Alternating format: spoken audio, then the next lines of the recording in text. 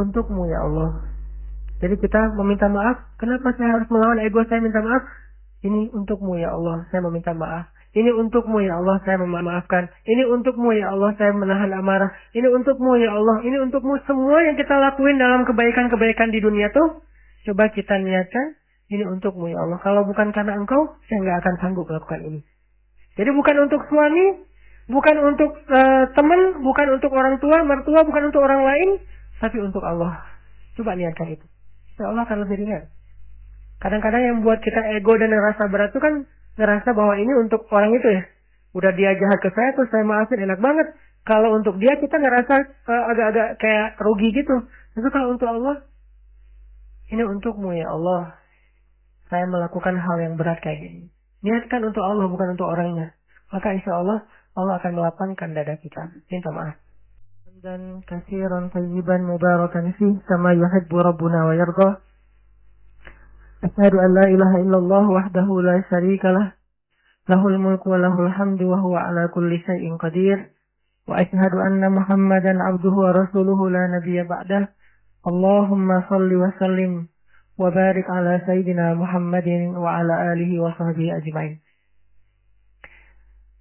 Ibu-ibu dan teman-teman sekalian yang dirahmati Allah Subhanahu wa taala, pertama-tama puji syukur kepada Allah atas nikmat yang Allah kasih buat kita hari ini. Pasti banyak banget nikmat yang Allah kasih walaupun hanya sebagian kecil yang kita sadari. Jadi Allah bilang wa in ta'uddu ni'matallah la tuhsuha. Artinya la tuhsuha ini bukan gak akan sanggup ngitung, tapi emang banyak yang emang kita gak bisa ngitung. Yang gak usah ngitung, sadar juga enggak gitu. Kalau itu adalah nikmat. Tapi tetap walaupun kita gak sadar, nikmat Allah yang dikasih buat kita itu terus menerus gak pernah berhenti.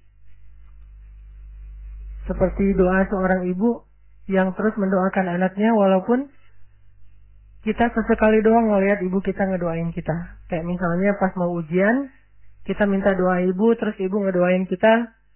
Kita sadar ibu pas waktu itu ngedoain kita. Tapi padahal ibu ngedoain kita tuh setiap hari. Cuman yang kita dengar langsung, sebagian kecil ya. Sebagian besar yang kita nggak dengar, itu banyak banget. Begitulah kurang lebih nikmat yang Allah kasih kepada kita.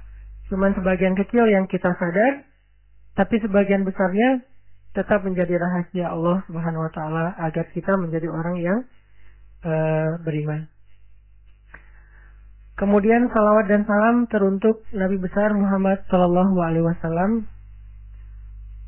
yang mencontohkan kepada kita banyak hal yang luar biasa dalam keadaan beliau tidur, duduk, berdiri, berjalan.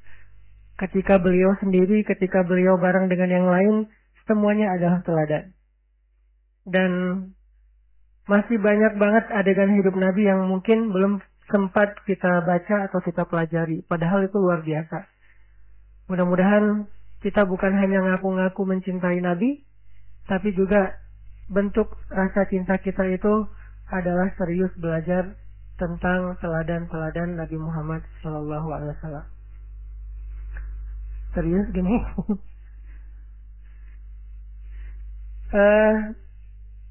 Ibu-ibu dan teman-teman sekalian yang dirahmati Allah, hari ini kita bahas satu bab yang penting dalam kehidupan sehari-hari kita, melawan ego. Pernah ngerasa ngelawan ego? Sering ya? Pernah les grup?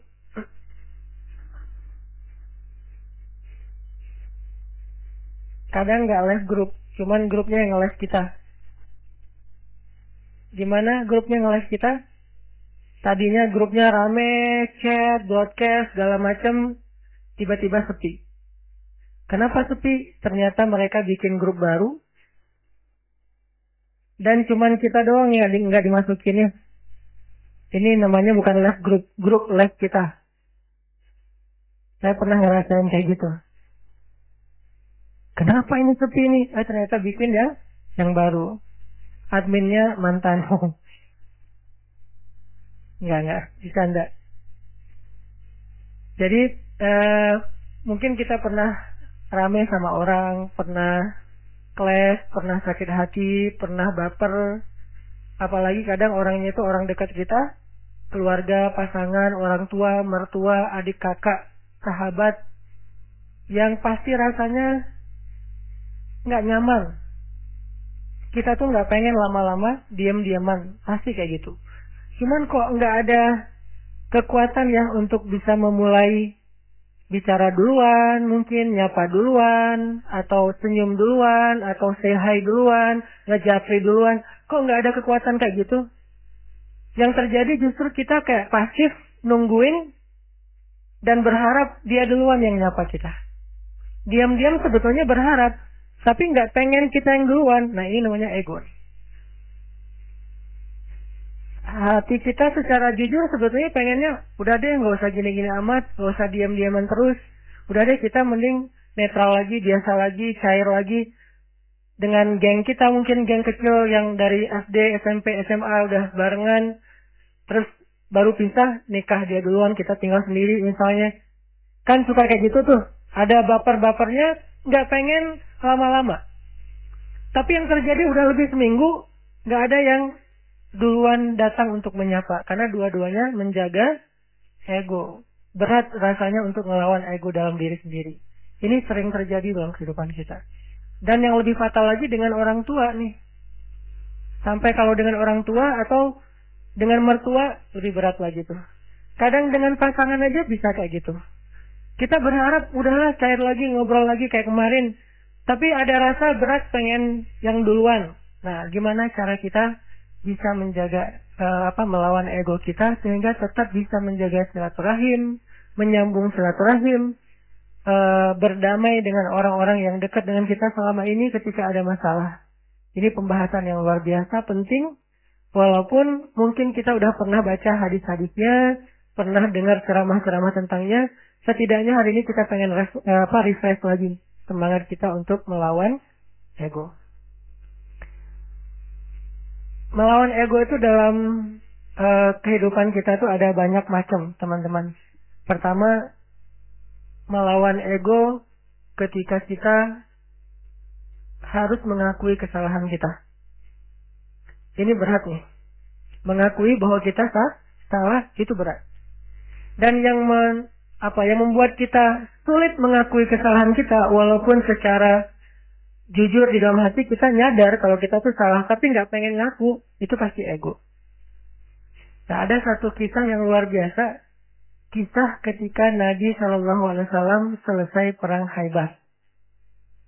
Perang Khaybar itu perang paling besar antara kaum muslimin dengan orang Yahudi di Madinah. Ini paling besar dan bisa dibilang perang terakhir Nabi SAW. Setelah itu udah kayak nggak ada lagi perang-perang yang sulit. Ini perang Khaybar. Perang Khaybar, setelah selesai perang, ada beberapa tawanan perang, salah satunya adalah calon istri Nabi, orang Yahudi. Siapa namanya? Sofia. Jadi salah satu tawanan perang Khaybar itu adalah Sofia. Suaminya terbunuh dalam perang Khaybar, saudaranya terbunuh dalam perang Khaybar, ayahnya terbunuh dalam perang Khaybar, pamannya terbunuh dalam perang Khaybar, keluarga besarnya banyak yang terbunuh dalam perang Khaybar. Dan cuman mungkin bisa dibilang dia sebatang kara yang selamat dalam perang Khaybar dan jadi tawanan kaum muslimin. Akhirnya Nabi datang ke tenda para tawanan perempuan. Nabi mencari tahu di mana Sofia karena dia anak kepala suku. Ditunjukkan oleh sahabat, masuklah Nabi dengan beberapa orang sahabat ke dalam tenda Sofia, dan Sofia waktu itu komen dalam postingan itu tuh. Kata Sofia, Muhammad adalah orang yang paling aku benci saat itu. Gimana enggak? Ayahnya dibunuh, pamannya dibunuh, saudaranya dibunuh, suaminya dibunuh. Keluarga besarnya banyak yang terbunuh dalam perang Khaybar. Sehingga kata Sofia, Muhammad adalah orang yang paling aku benci waktu itu. Jadi Nabi datang ke Sofia dalam kondisi Sofia itu lagi benci banget sama Nabi. Ngelihat wajah Nabi juga gak mau. Apalagi nge-follow. Ngelihat wajahnya aja gak mau. Kalau Nabi request mau follow, pasti di blok. Jadi benar-benar nih, Sofia lagi marah berat, dan lagi baper berat sama Nabi, lagi benci banget, sebenci-bencinya, dan lagi sedih sesedih-sedihnya. Gimana nggak sedih, kehilangan satu keluarga aja sedihnya, apalagi satu keluarga besar. Termasuk orang yang paling penting dalam hidupnya, ayah dan suaminya. Apa yang dilakukan Nabi? Nabi datang minta maaf kepada Sofia. Apakah Nabi salah? Tidak. Apakah Nabi zalim kepada keluarga Sofia? Tidak sama sekali. Tapi Nabi tidak punya ego di dalam dirinya. Beliau datang meminta maaf kepada Sofia. Masuk ke tenda Sofia. Sofia, maafkan aku atas kematian ayahmu. Maafkan aku atas kematian suamimu. Maafkan aku atas kematian saudaramu, pamanmu, keluarga besarmu. Kemudian Nabi menjelaskan apa yang sebenarnya terjadi. Aku udah ngasih kesempatan buat ayahmu, tapi beliau menolak. Beliau malah menyerang kami. Beliau malah zalim kepada beberapa kaum muslimin dan seterusnya. Nabi menjelaskan, meminta maaf. Menjelaskan, meminta maaf. Menjelaskan, meminta maaf. Terus menerus. Sampai akhirnya luluh hati Sofia. Dan tiba-tiba Sofia menjadi jatuh hati kepada Rasulullah SAW. Lihat, luar biasanya Nabi dalam meminta maaf. Bukan, maaf ya, udah selesai pergi. Enggak. Beliau minta maaf sampai Sofia jatuh hati pada beliau. Itu gimana caranya tuh? Orang yang tadinya benci banget, jadi cinta banget. Sehingga kata Sofia, beliau terus meminta maaf dan menjelaskan. Meminta maaf dan menjelaskan. Meminta maaf dan menjelaskan. Sampai akhirnya beliau menjadi orang yang paling aku cintai di muka bumi. Ini luar biasanya akhlak Nabi SAW. Jadi Nabi itu bukan hanya bisa bikin orang yang lagi bete jadi happy, malah orang yang jadi lagi haters banget jadi follower dan fans berat. Bukan fans lagi, loversnya jadi pencinta. Ini artinya ada pelajaran gimana melawan ego. Mengakui bahwa kita salah, walaupun posisi Nabi sebetulnya beliau nggak salah. Namanya perang pasti ada adu fisik segala macam. Lagian kalau kita baca kronologis cerita perang Khaybar, maka kita akan lihat bahwa Nabi itu udah toleran banget, udah ngasih kesempatan banget, udah ngasih banyak tawaran-tawaran yang nggak harus perang deh. Udah kita damai aja, tapi mereka nggak mau. Akhirnya nggak bisa dihindari terjadilah perang. Kalau kita baca kronologis panjangnya perang Khaybar. Tapi dalam kondisi Nabi nggak bersalah, Nabi nggak zalim, Nabi nggak pernah mencurangi hak orang lain, Nabi masih datang kepada perempuan ini untuk meminta maaf. Gimana dengan kita yang mungkin kondisi kita nggak seperti Nabi yang suci, yang maksum. Pasti ada salahnya kita. Walaupun kadang-kadang yang pertama salah orang lain. Yang pertama salah itu mungkin teman, salah ngomong, salah sikap. Atau kadang-kadang sikapnya bukan sesuatu yang gimana, cuman diam doang. Kadang dia diam, kita baper. Akhirnya bapernya tuh berlarut-larut sampai keinget lagi yang dulu-dulu, jadilah diakumulasi jadi rame. Emang sih dia dari dulu tuh kayak gitu, dibawa yang dulu-dulu. Padahal katanya dulu udah dimaafin. Tapi masih dibawa lagi. Nah ini artinya, kalau Nabi aja yang nggak bersalah datang meminta maaf duluan. Dan meminta maafnya tuh nggak sekali, berjam-jam loh. Kalau kata periwayat cerita itu berjam-jam Nabi minta maaf. Sampai membuat Sofia perlahan-lahan yang tadinya nggak mau ngelihat, mulai ngelihat. Yang tadinya nggak mau senyum, mulai matanya agak sedikit nggak mau melotot lagi gitu. Terus lama-lama Sofia mulai antusias, lama-lama Sofia tersenyum, dan kemudian Sofia malah luluh hatinya, bahkan jatuh hati kepada Nabi. Bukan karena Nabi keren, kece, bukan. Karena akhlaknya yang luar biasa. Baru Sofia mengakui kepada Nabi, mengatakan, beberapa malam yang lalu saya mimpi. Baru Sofia jujur. Mimpi apa? Saya mimpi, dalam mimpi itu rembulan jatuh ke dalam pangkuan saya. Rembulan purnama banget jatuh ke dalam pangkuan Sofia. Lalu saya ceritakan mimpi ini kepada suami saya dipukul sama suami saya, ditampas sama suaminya. Kenapa? Karena suaminya tahu makna dari mimpi. Kata suaminya, kamu jangan macam-macam. Kamu tertarik dengan laki-laki yang di Madinah, maksudnya Muhammad. Padahal Sofia nggak pernah tahu tentang Muhammad. Tapi Allah ilhamkan lewat mimpi bahwa kelak Sofia itu akan menjadi salah satu yang mendampingi hidup Nabi Muhammad SAW. Baru Sofia ngomong, kalau saya mimpi rembulan jatuh ke dalam pangkuan saya, tapi saya masih nggak percaya mana mungkin pembunuh suami saya akan jadi suami saya. Pembunuh ayah saya bakalan mendampingi hidup saya. Tapi ketika melihat akhlak Nabi, semuanya berubah. Dialah yang paling layak untuk saya. Ini melawan ego dengan cara meminta maaf. Dan itu nggak gampang. Tapi walaupun itu nggak gampang, justru karena dia sulit, balasan di sisi Allah ini luar biasa. Sehingga ada kaidah dalam fikih, al-jaza min jinsil amal, al-jaza ala qadril masyaqqah.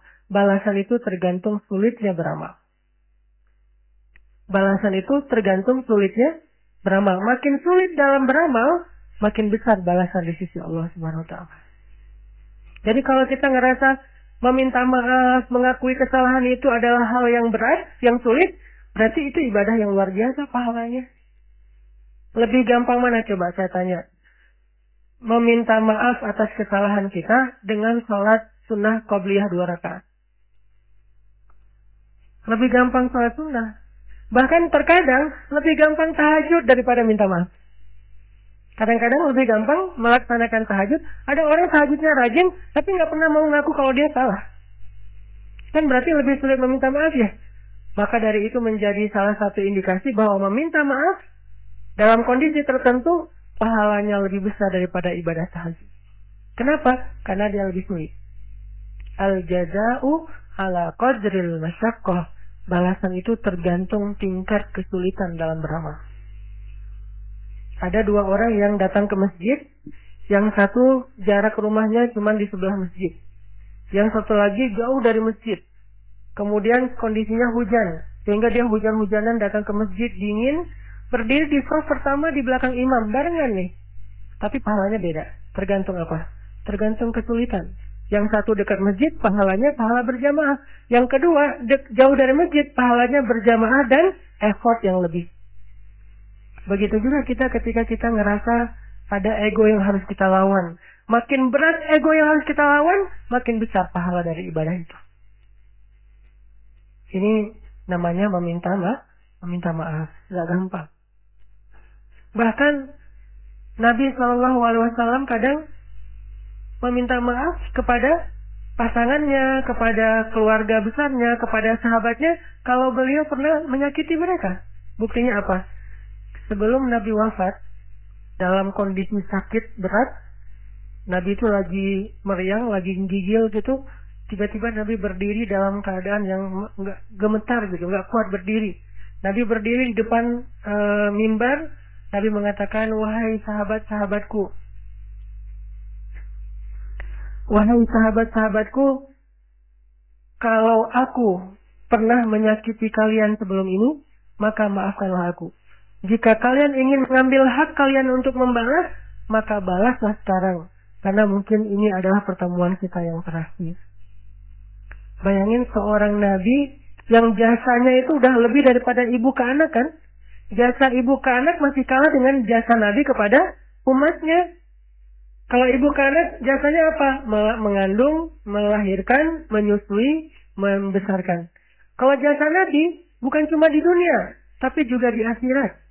Nabi itu paling berjasa dalam hidup kita, bahkan lebih daripada orang tua kita. Orang tua kita nanti di akhirat ninggalin kita loh. Begitu bangkit dari kubur, semuanya jalan sendiri-sendiri. Bahkan kalau kita dikuburin satu kuburan dengan pasangan kita, cinta sejati ini pengen satu kuburan berdua. Nanti begitu bangkit, tetap aja nggak saling menolong, bahkan saling meninggalkan. Kenal nggak? Kenal. Jadi pas kita bangkit dari kubur, baru dihidupkan kembali, kita ngeliat ke sebelah, ada dia di sebelah. Itu pasangan kita banget tuh. Bahkan bukan mantan, memang dia istri kita atau suami kita. Nggak ada dendam gitu, masih ada rasa kasih sayang gitu.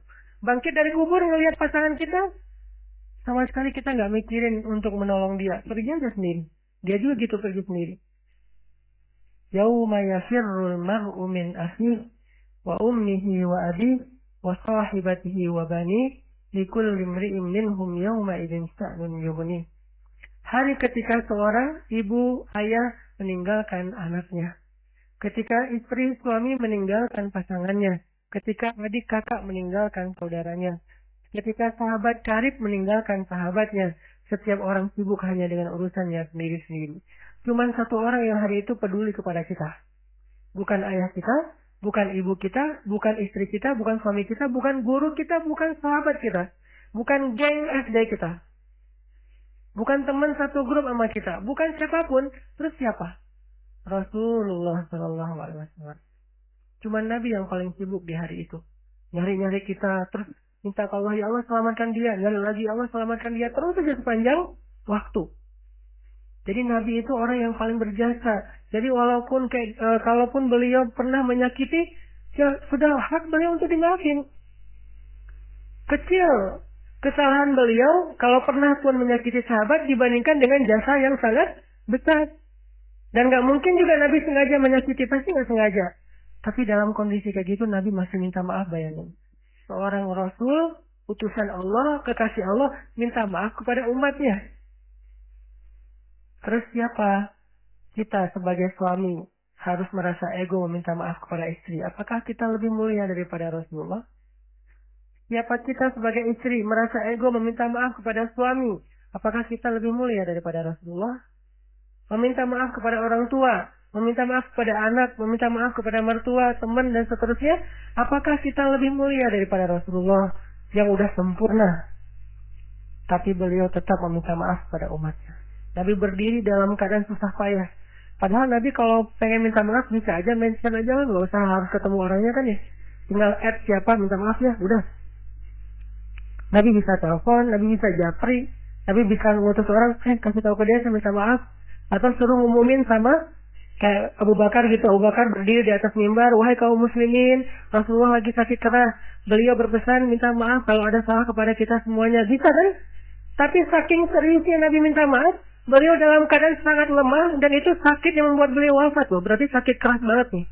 Tapi beliau sempat-sempatin untuk berdiri di atas mimbar dalam keadaan gemetar dan mengatakan, maafkanlah aku wahai kaum muslimin, wahai sahabat-sahabat.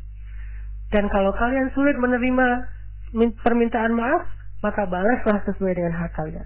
Tadi siap dibalas. Dan itu jujur dari Rasulullah. Tiba-tiba seorang sahabat yang kita tahu Ukasha berdiri mengatakan, ya Rasulullah, saya akan mengambil kisos. Para sahabat semuanya kaget. Ukasha kok tega banget sama Nabi. Dan ngelihat Nabi lagi sakit keras. Dan itu kekasih mereka semua. Mereka lebih mencintai Nabi daripada orang tuanya, daripada pasangannya. Makanya ada istilah, bi'adi wa ummi anta ya Rasulullah.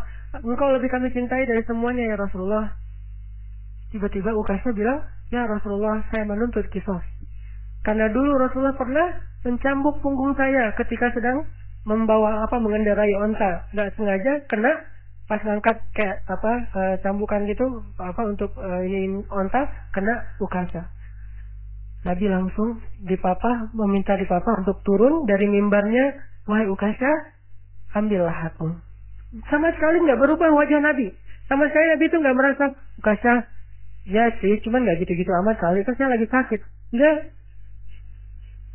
Ukasha, kamu nggak ngeliat nih wajah saya pucat kayak gini, Ukasha tega banget sama aku. Nggak sama sekali nih Rasulullah, tulus banget minta maaf. Kalau kita kan kayak minta maaf itu basa-basi ya.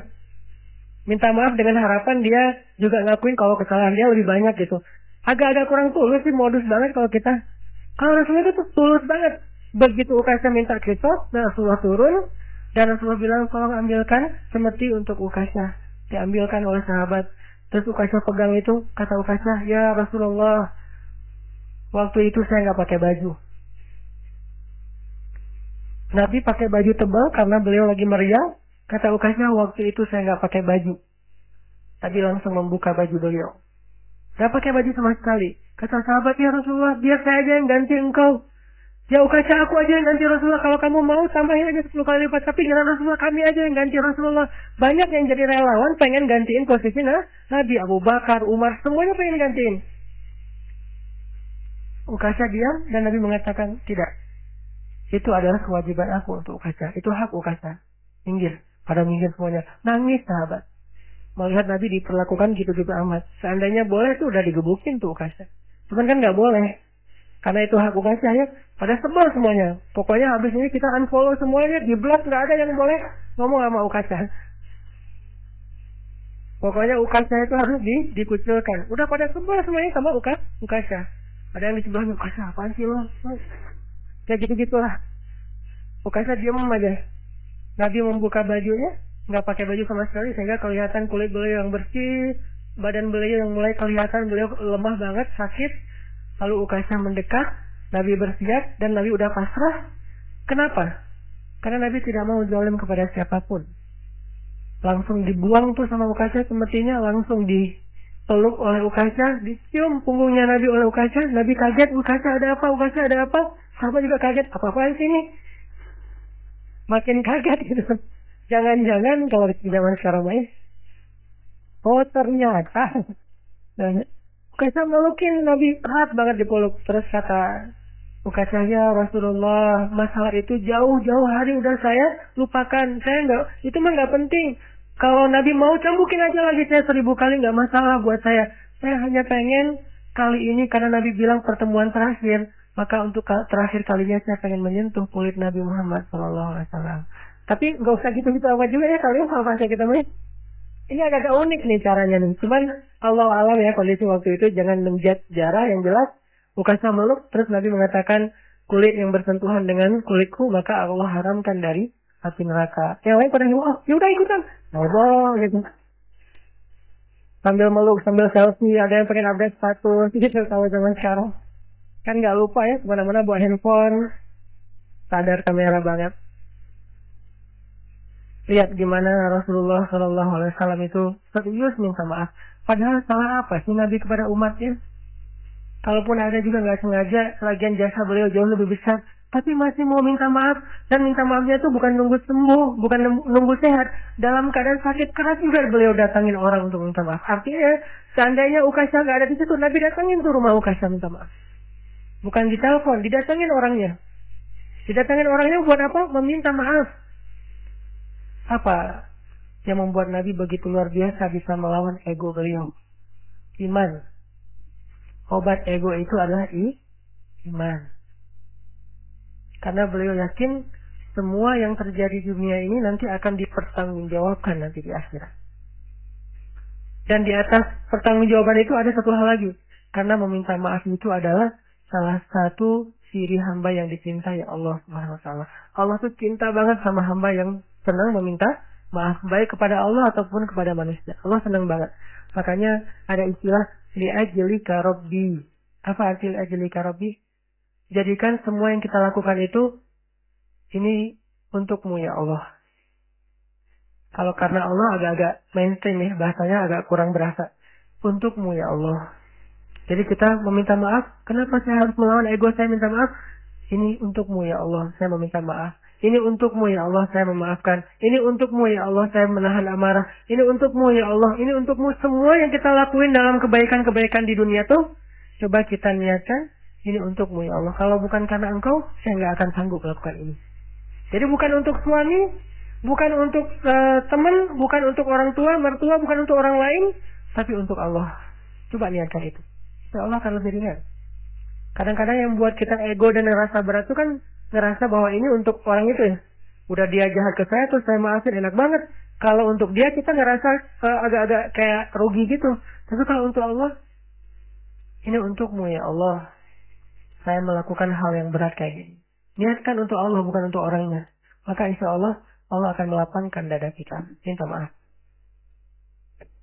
Terus ada lagi kisah serius dalam meminta maaf tuh.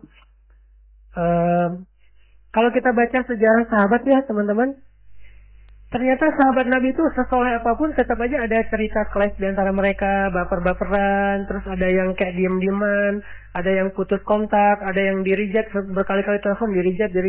Ada aja kisah kayak gitu di zaman dulu. Walaupun mungkin analogi kekinian, tapi kayak gitu adegannya ada di zaman dulu. Padahal mereka orang soleh, cuman bedanya mereka sama kita apa? Recovery-nya gampang. Setelah baper, mengobati bapernya itu lebih cepat daripada kita. Kalau kita baper lama, kalau mereka baper sebentar langsung recovery. Jadi ada kisah antara Abdullah bin Zubair dengan Muawiyah bin Abi Sufyan. Abdullah bin Zubair ini salah satu sahabat Nabi yang kalau sholat paling lama loh. Saking lamanya dia sholat sampai merpati hinggap di atas kepala Abdullah bin Zubair. Jadi kalau dia sholat duha tuh, merpati hinggap di atas kepalanya, dikirain itu batu. Saking lamanya berdiri tuh. Merpati kan nggak mungkin hinggap di atas kepala kita kalau kita berdiri baru setengah jam ya. Masih curiga, nih manusia. Enggak, patung, manusia, patung. Masih debat gitu kan di antara merpati teh. Pas udah lama, beberapa jam, merpati jadi ragu. Kata saya juga, dia patung bukan manusia, buktinya dari tadi nggak gerak-gerak. Kalau gerak kedip aja, itu dia yakin ini manusia nih. Saking khusyuknya sholat Abdullah bin Zubair, sampai seolah-olah nggak berkedip. Jadi nggak melotot juga sih, karena kalau melotot nggak berkedip kan berat ya. Ngeliat ke bawah tapi nggak berkedip. Dan lama banget berdirinya, sampai merpati tadinya cuma lewat, terbang, terus lama-lama hinggap di dekat Abdullah, berdiri, ngelirik-ngelirik. Manusia nggak sih? Melihat, terus lama-lama mendekat gitu, lama-lama, iya nggak gerak-gerak dari tadi, yaudah coba naiklah ke atas kepalanya, tapi langsung terbang lagi, terbang lagi, lama-lama benar-benar nggak bergerak, hinggaplah merpati di atas kepala Abdullah bin Zubair. Seolah-olah kata ulama, seandainya mereka bikin sarang di atas kepala itu jadi. Saking solehnya Abdullah bin Zubair, ibadahnya luar biasa. Tapi sesoleh ini baperan juga. Ada kasus dia baper. Masalahnya apa? Jadi Abdullah bin Zubair punya kebun yang berdampingan dengan kebunnya Muawiyah bin Abi Sufyan.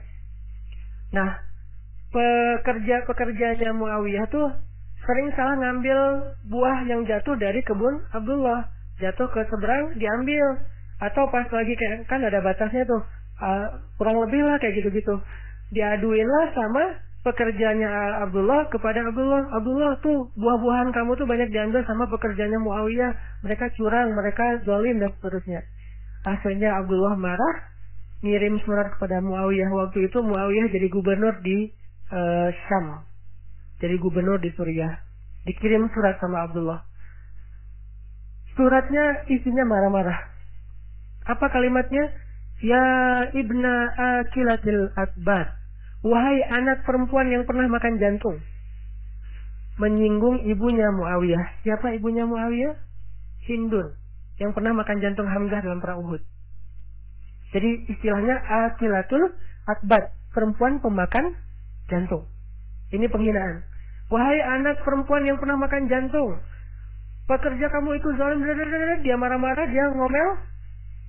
Muawiyah membaca surat itu menangis, sedih karena ibunya dibawa-bawa, padahal ibunya udah masuk Islam dan udah baik keislamannya. Tapi terpancing dengan kemarahan, Abdullah nyinggung-nyinggung lagi masa jahiliyah ibunya Muawiyah.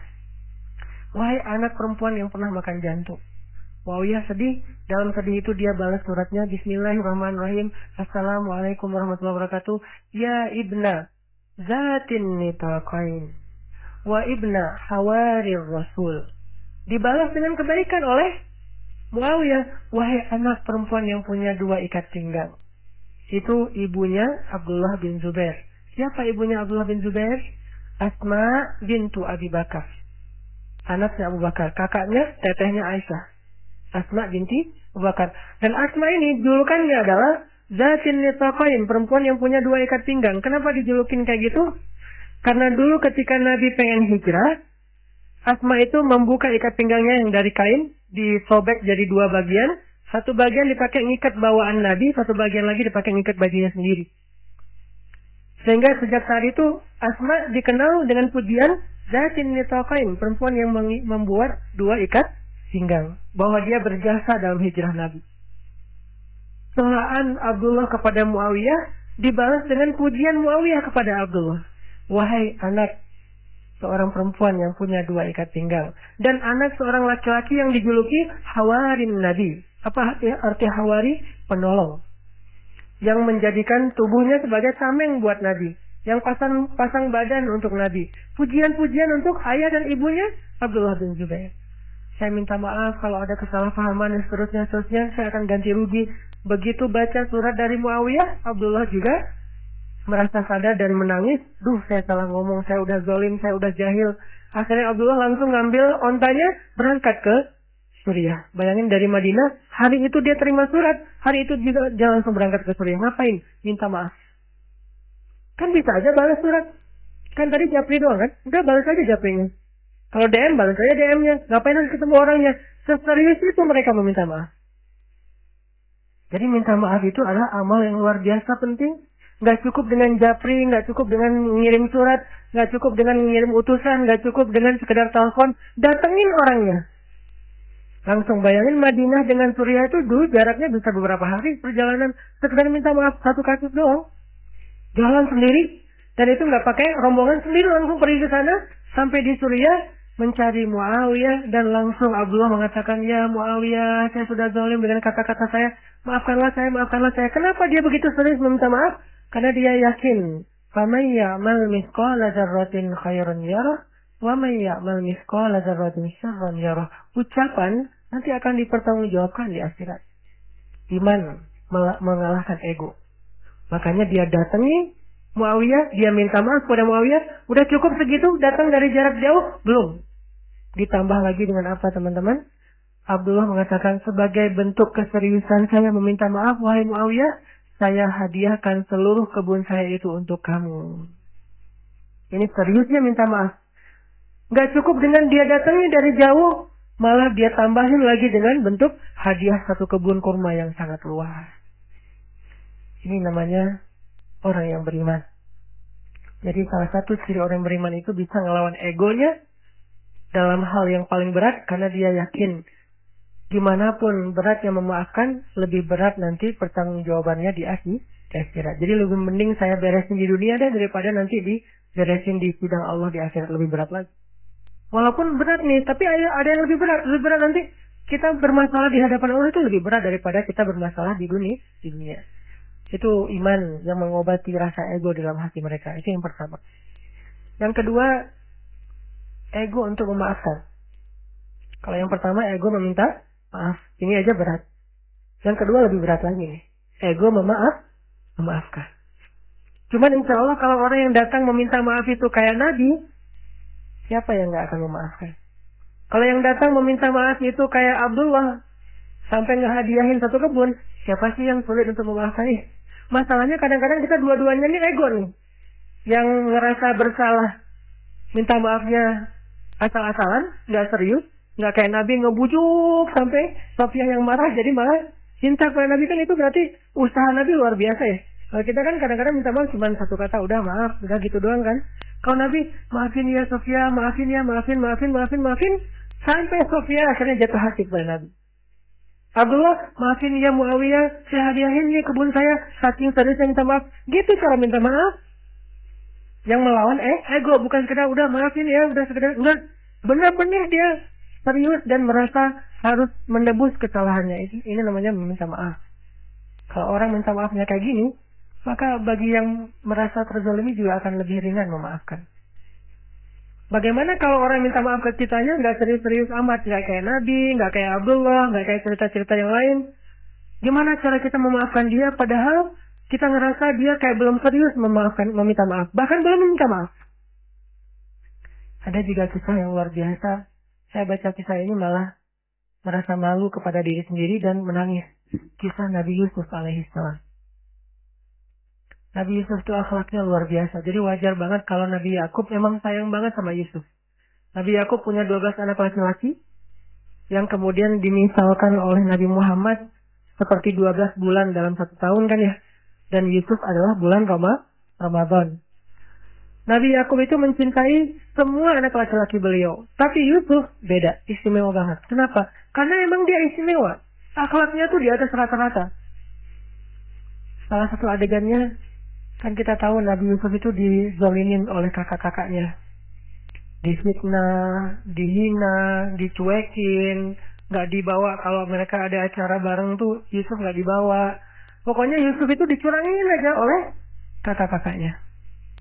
Sampai puncaknya mereka buat rencana jahat dengan cara mengajak Yusuf untuk berburu, lalu mencelakai Yusuf dengan memasukkan Yusuf ke dalam sebuah sumur yang dalam, walaupun bukan sumur yang menggenang air sehingga nggak tenggelam, tapi dalam, nggak bisa naik ke atas.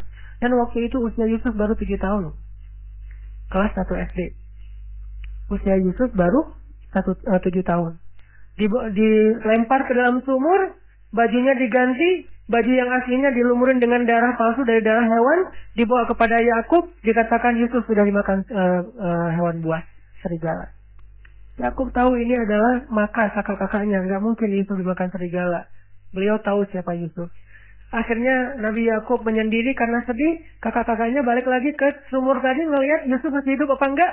Ternyata Yusuf masih hidup. Apa yang mereka lakukan kemudian? Mereka mengangkat Yusuf ke atas, menjualnya kepada para musafir. Ini makarnya kakak-kakak Yusuf. Udah menyakiti Yusuf, menzalimi Yusuf, mencurangi Yusuf, memisahkan Yusuf dengan ayahnya. Sekarang malah dijual kepada para musafir. Jadi budak. Bayangin, yang memperbudak adiknya adalah justru kakaknya sendiri. 10 orang kakaknya, mereka sepakat, ya udah daripada nanti Yusuf bisa naik lagi ke atas ketemu dengan ayah, ketahuan kalau kita bohong, mending kita usir aja Yusuf jauh-jauh mungkin. Gimana caranya? Kita jual aja kepada para karavan dagang yang lewat. Lewat sekelompok karavan dagang, Yusuf diikat, kemudian mereka bilang, ini ada budak, harganya bagus nih, murah, tapi dia bisa dijual mahal nanti di Damaskus. Coba kamu beli. Akhirnya orang kaya yang berdagang itu membeli Yusuf dengan harga yang sangat murah. Ketika dibeli, mau dibawa, kakak-kakaknya diam aja, melepaskan adiknya, kayak garing gitu. Ekspresi wajahnya tuh kayak flat banget, nggak ada rasa kasihan, sedih, nggak ada sama sekali, nggak ada kasih sayangnya. Benar-benar nggak ada kasih sayangnya. Yang muncul adalah rasa dengki yang luar biasa di dalam hati mereka. Yusuf dijual kepada orang lain, adiknya sendiri. Akhirnya Yusuf sebelum dibawa oleh para pedagang yang udah membeli dia, Yusuf bilang, Tuan, kepada pedagang yang paling kaya, bolehkah saya pamitan dulu dengan orang-orang yang udah menjual saya? Dia nggak mau bilang mereka kakaknya. Kenapa? Takutnya nanti orang jadi tahu kejahatan mereka. Masih menjaga aib mereka. Kalau bilang itu kakak-kakak saya, mereka akan mempertanyakan, kenapa kakak menjual adiknya sendiri? Kok jahat banget sih kakak ini? Akhirnya nggak jadi dijual, nggak jadi beli kan? Nggak tega kepada anak ini.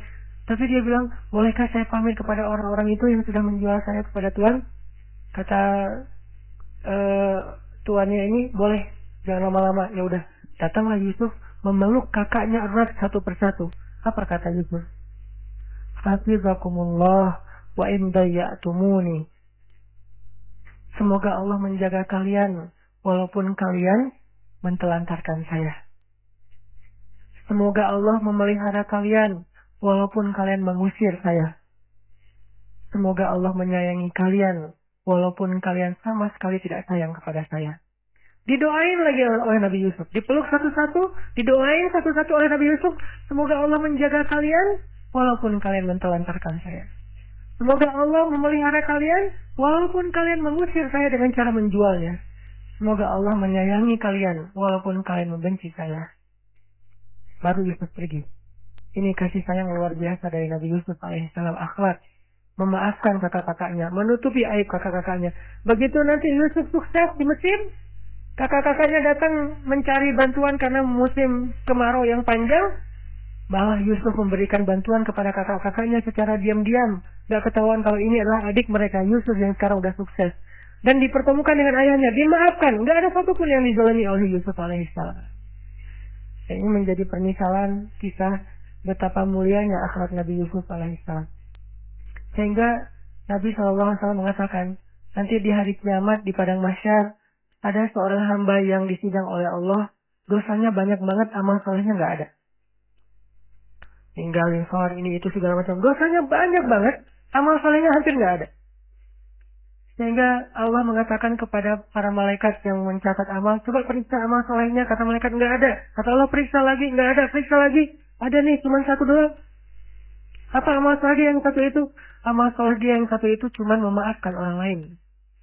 Dia itu bukan ahli ibadah, bukan apa-apa. Cuman amal soleh dia itu orangnya lapang dada. Kalau ada yang bersalah ke dia, dia maafin. Dia doain kebaikan untuk orang itu. Gak pernah melakukan ibadah-ibadah yang hebat seperti ahli ibadah. Gak pernah berjihad seperti para syuhada. Gak pernah mengajarkan ilmu seperti para ulama. Satu-satunya amal soleh dia adalah gampang memaafkan orang lain. Sehingga kata Allah kepada para malaikat, masukkanlah dia ke dunia, ke surga. Sebagaimana dia memaafkan saudaranya, begitu juga aku sudah memaafkan semua kesalahan-kesalahannya. Ini kan modal banget nih.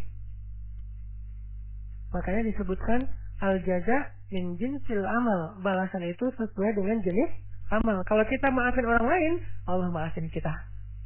Kalau kita sulit banget memaafkan kesalahan orang lain, Allah juga akan mempersulit memaafkan kita. Jadi dosa kita tuh lama diampuni. Gara-gara apa? Kita juga lama memaafkan kesalahan orang lain. Sehingga hanya dengan satu amalan memaafkan orang sering itu, enggak sekali doang. Berkali-kali orang bersalah ke dia, berkali-kali dia maafin orang itu, maka Allah SWT juga melihat dosanya banyak emang, tapi kan dia pemaaf, maka Allah juga lebih pemaaf daripada dia kepada kesalahan-kesalahannya. Ini teman-teman yang dirahmati Allah SWT, memaafkan yang luar biasa pahalanya di sisi Allah. Belum lagi nanti Nabi SAW bersabda,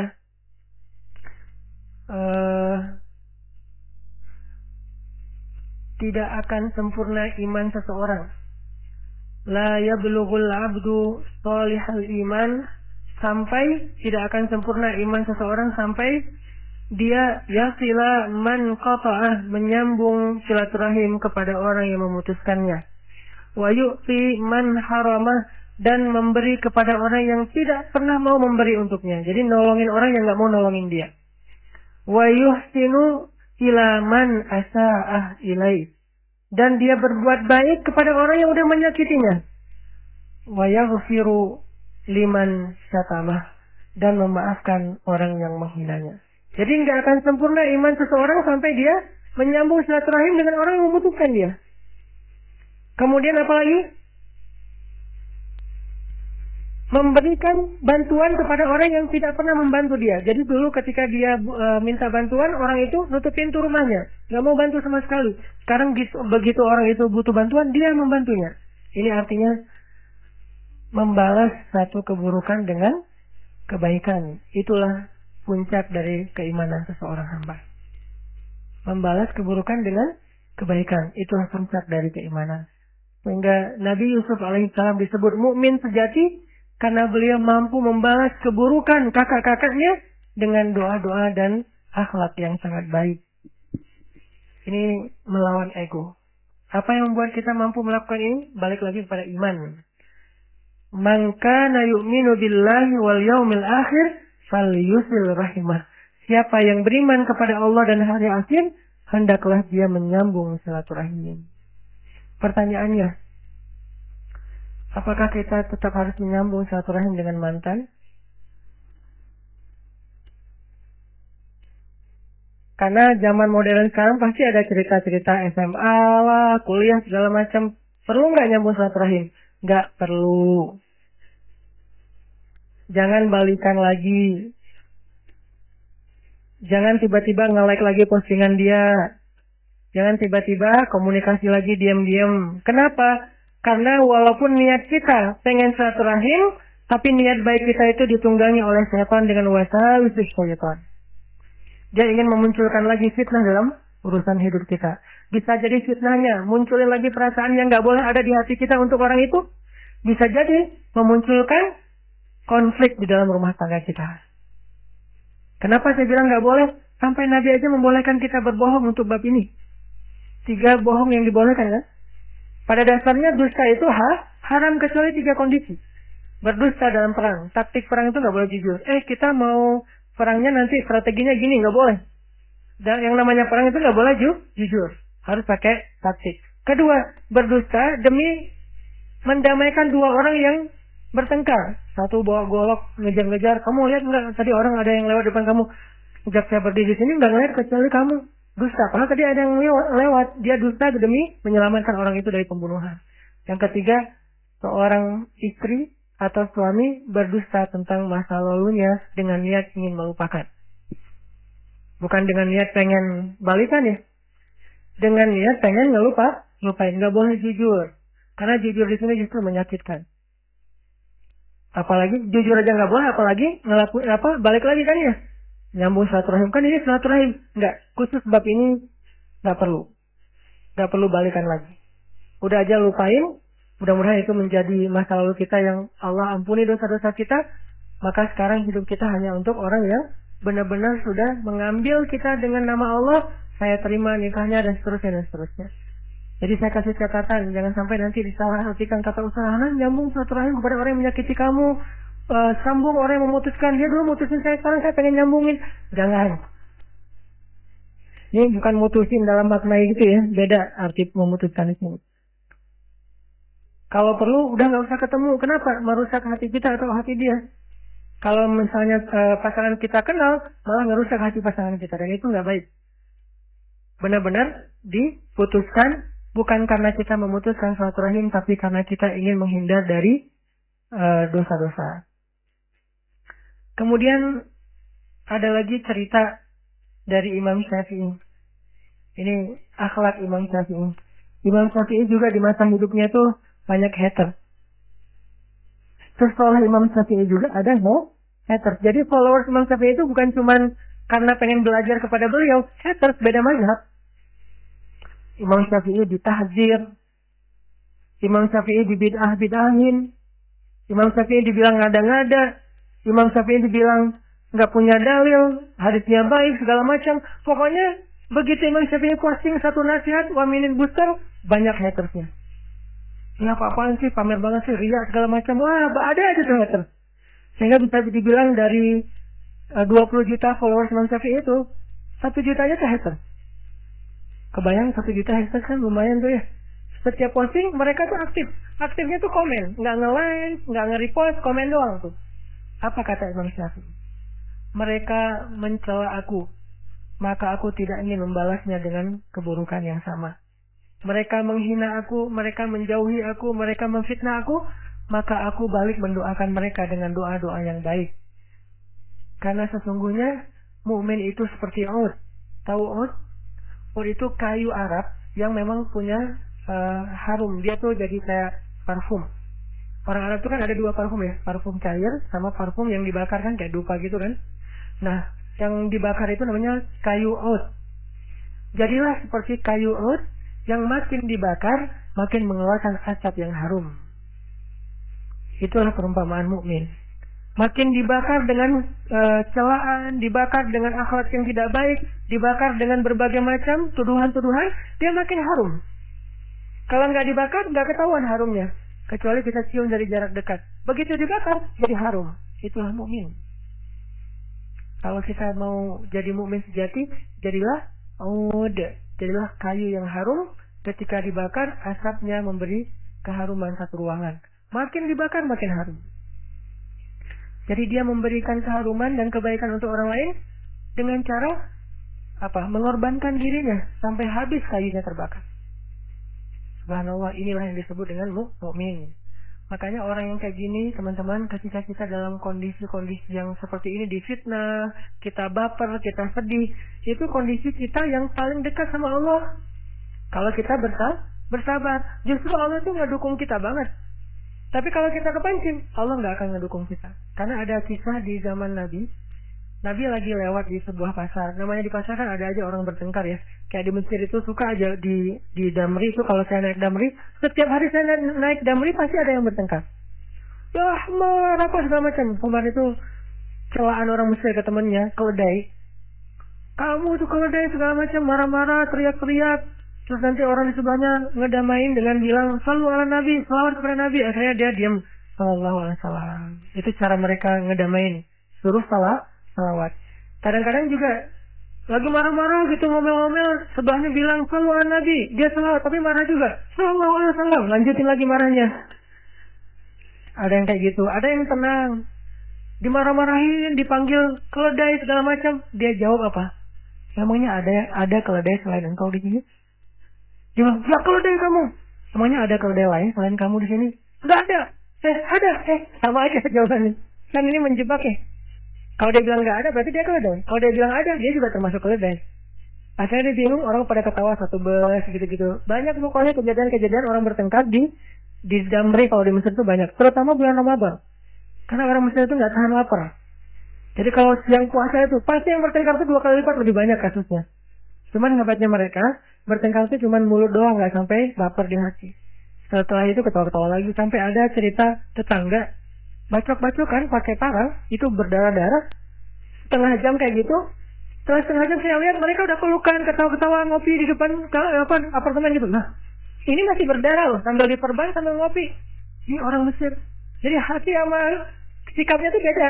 Sikapnya tuh udah bacok-bacokan, hatinya masih saling mencintai gitu. Nah, ini agak-agak unik nih. Itu terjadi loh di Mesir. Nah, artinya di zaman Nabi itu, Nabi lagi jalan lewat pasar, tiba-tiba Nabi ngelihat dua orang lagi berselisih. Cuman yang satu ngomel, yang satu diam. Nabi langsung berhenti, ngeliatin dari jauh. Yang satu ngomel terus, yang satu diam aja sambil tersenyum, diam. Makin disenyumin, makin dia ngomel, makin menjadi kan. Oh, kamu senyum sih nggak marah, pokoknya ngomel terus. Ya, diam aja. Nabi memperhatikan dari jauh sambil tersenyum. Mulut beliau komat kamit. Lama-lama nggak tahan juga nih yang diomelin. Tadinya awalnya tersenyum, lama-lama dia mulai tegang, lama-lama dia cemberut, lama-lama kepancing lah dia bales. Udah mungkin berapa lama diomelin, akhirnya dia balas. Begitu dia balas, Nabi langsung diam, Nabi langsung pergi, wajah Nabi tidak suka. Sahabat yang ikut bareng Nabi nanya, ya Rasulullah kenapa, ada apa? Kata Nabi, tadi ketika dia diam saat diomelin, ketika dia tersenyum, dia bersabar, malaikat ngedoain dia loh di sebelahnya. Jadi kalau kita ada dua orang yang lagi bertengkar nih, yang ngomel itu di sebelahnya ada setan. Ya terusin. Dikumpulin sama setan tuh jadi cheerleadernya gitu. Di sebelahnya yang ngomel. Di sebelah orang yang diomelin kalau dia sabar, di sebelahnya tuh ada malaikat. Sabar ya, udah dipuk sama malaikat teh. Cuman kita nggak ngerasa doang tuh, bener-bener malaikat tuh gini-gini loh. Sabar ya, semoga Allah merahmati kamu, semoga Allah mengampuni dosa kamu. Gitu banget loh malaikat, cuman nggak ngerasa. Kalau ngerasa pasti kita kabur. Jadi ada dua makhluk di sebelah orang yang bertengkar. Di sebelah yang ngomel ada jin, setan. Di sebelah yang diomelin kalau dia sabar ada malaikat yang ngedoain dia, ngapupuk dia. Dan Nabi melihat, kan Nabi bisa melihat sesuatu yang gaib ya. Nabi melihat dan Nabi tersenyum. Nabi kagum kepada laki-laki yang tadi sabar. Tapi begitu dia kepancing, malaikat pun pergi meninggalkan dia dan Nabi juga pergi meninggalkan dia. Jadi teman-teman ketika kita rame diomelin orang di jalan, dimaki, dicela segala macam, kalau kita diam langsung dipuk-puk tuh sama malaikat. Dan puk-puknya malaikat tuh dua. Ya Allah rahmati dia, ya Allah ampunilah dia. Kita didoain oleh malaikat. Dan Allah menjatuhkan kasih sayangnya kepada kita. Menurunkan kasih sayang untuk kita. Selama kita berdiri dalam keadaan sabar. Begitu kepancing, malaikat langsung pergi. Gak suka dengan orang-orang kayak gini. Jadi malaikat tadinya udah seneng, udah mulai mention yang lain. Datang nih ada orang soleh nih pada ngumpul. Share location dong biar gua datang cepat gitu. Nggak kesasar gitu. Pada ngumpul. Dan itu ada satu malaikat yang datang dikerumunin. Kayak kayak makanan yang kayak gula yang dikerumuni oleh semut. Jadi ada satu butir gula ditaruh di tengah, semut berdatangan. Begitulah malaikat berdatangan kepada orang soleh yang sedang sabar, diam menghadapi omelan orang lain, sikap jahil orang lain. Datang berbondong-bondong malaikat mendoakan dia. Tapi begitu dia kepancing, semut itu langsung pada pergi. Begitu juga dengan orang yang ngomel. Orang yang ngomel itu seperti bangkai yang didatangi lalat. Jadi ada satu bangkai yang bau busuk, lalat langsung berdatangan. Begitu dia musuhan, lalat itu langsung pergi.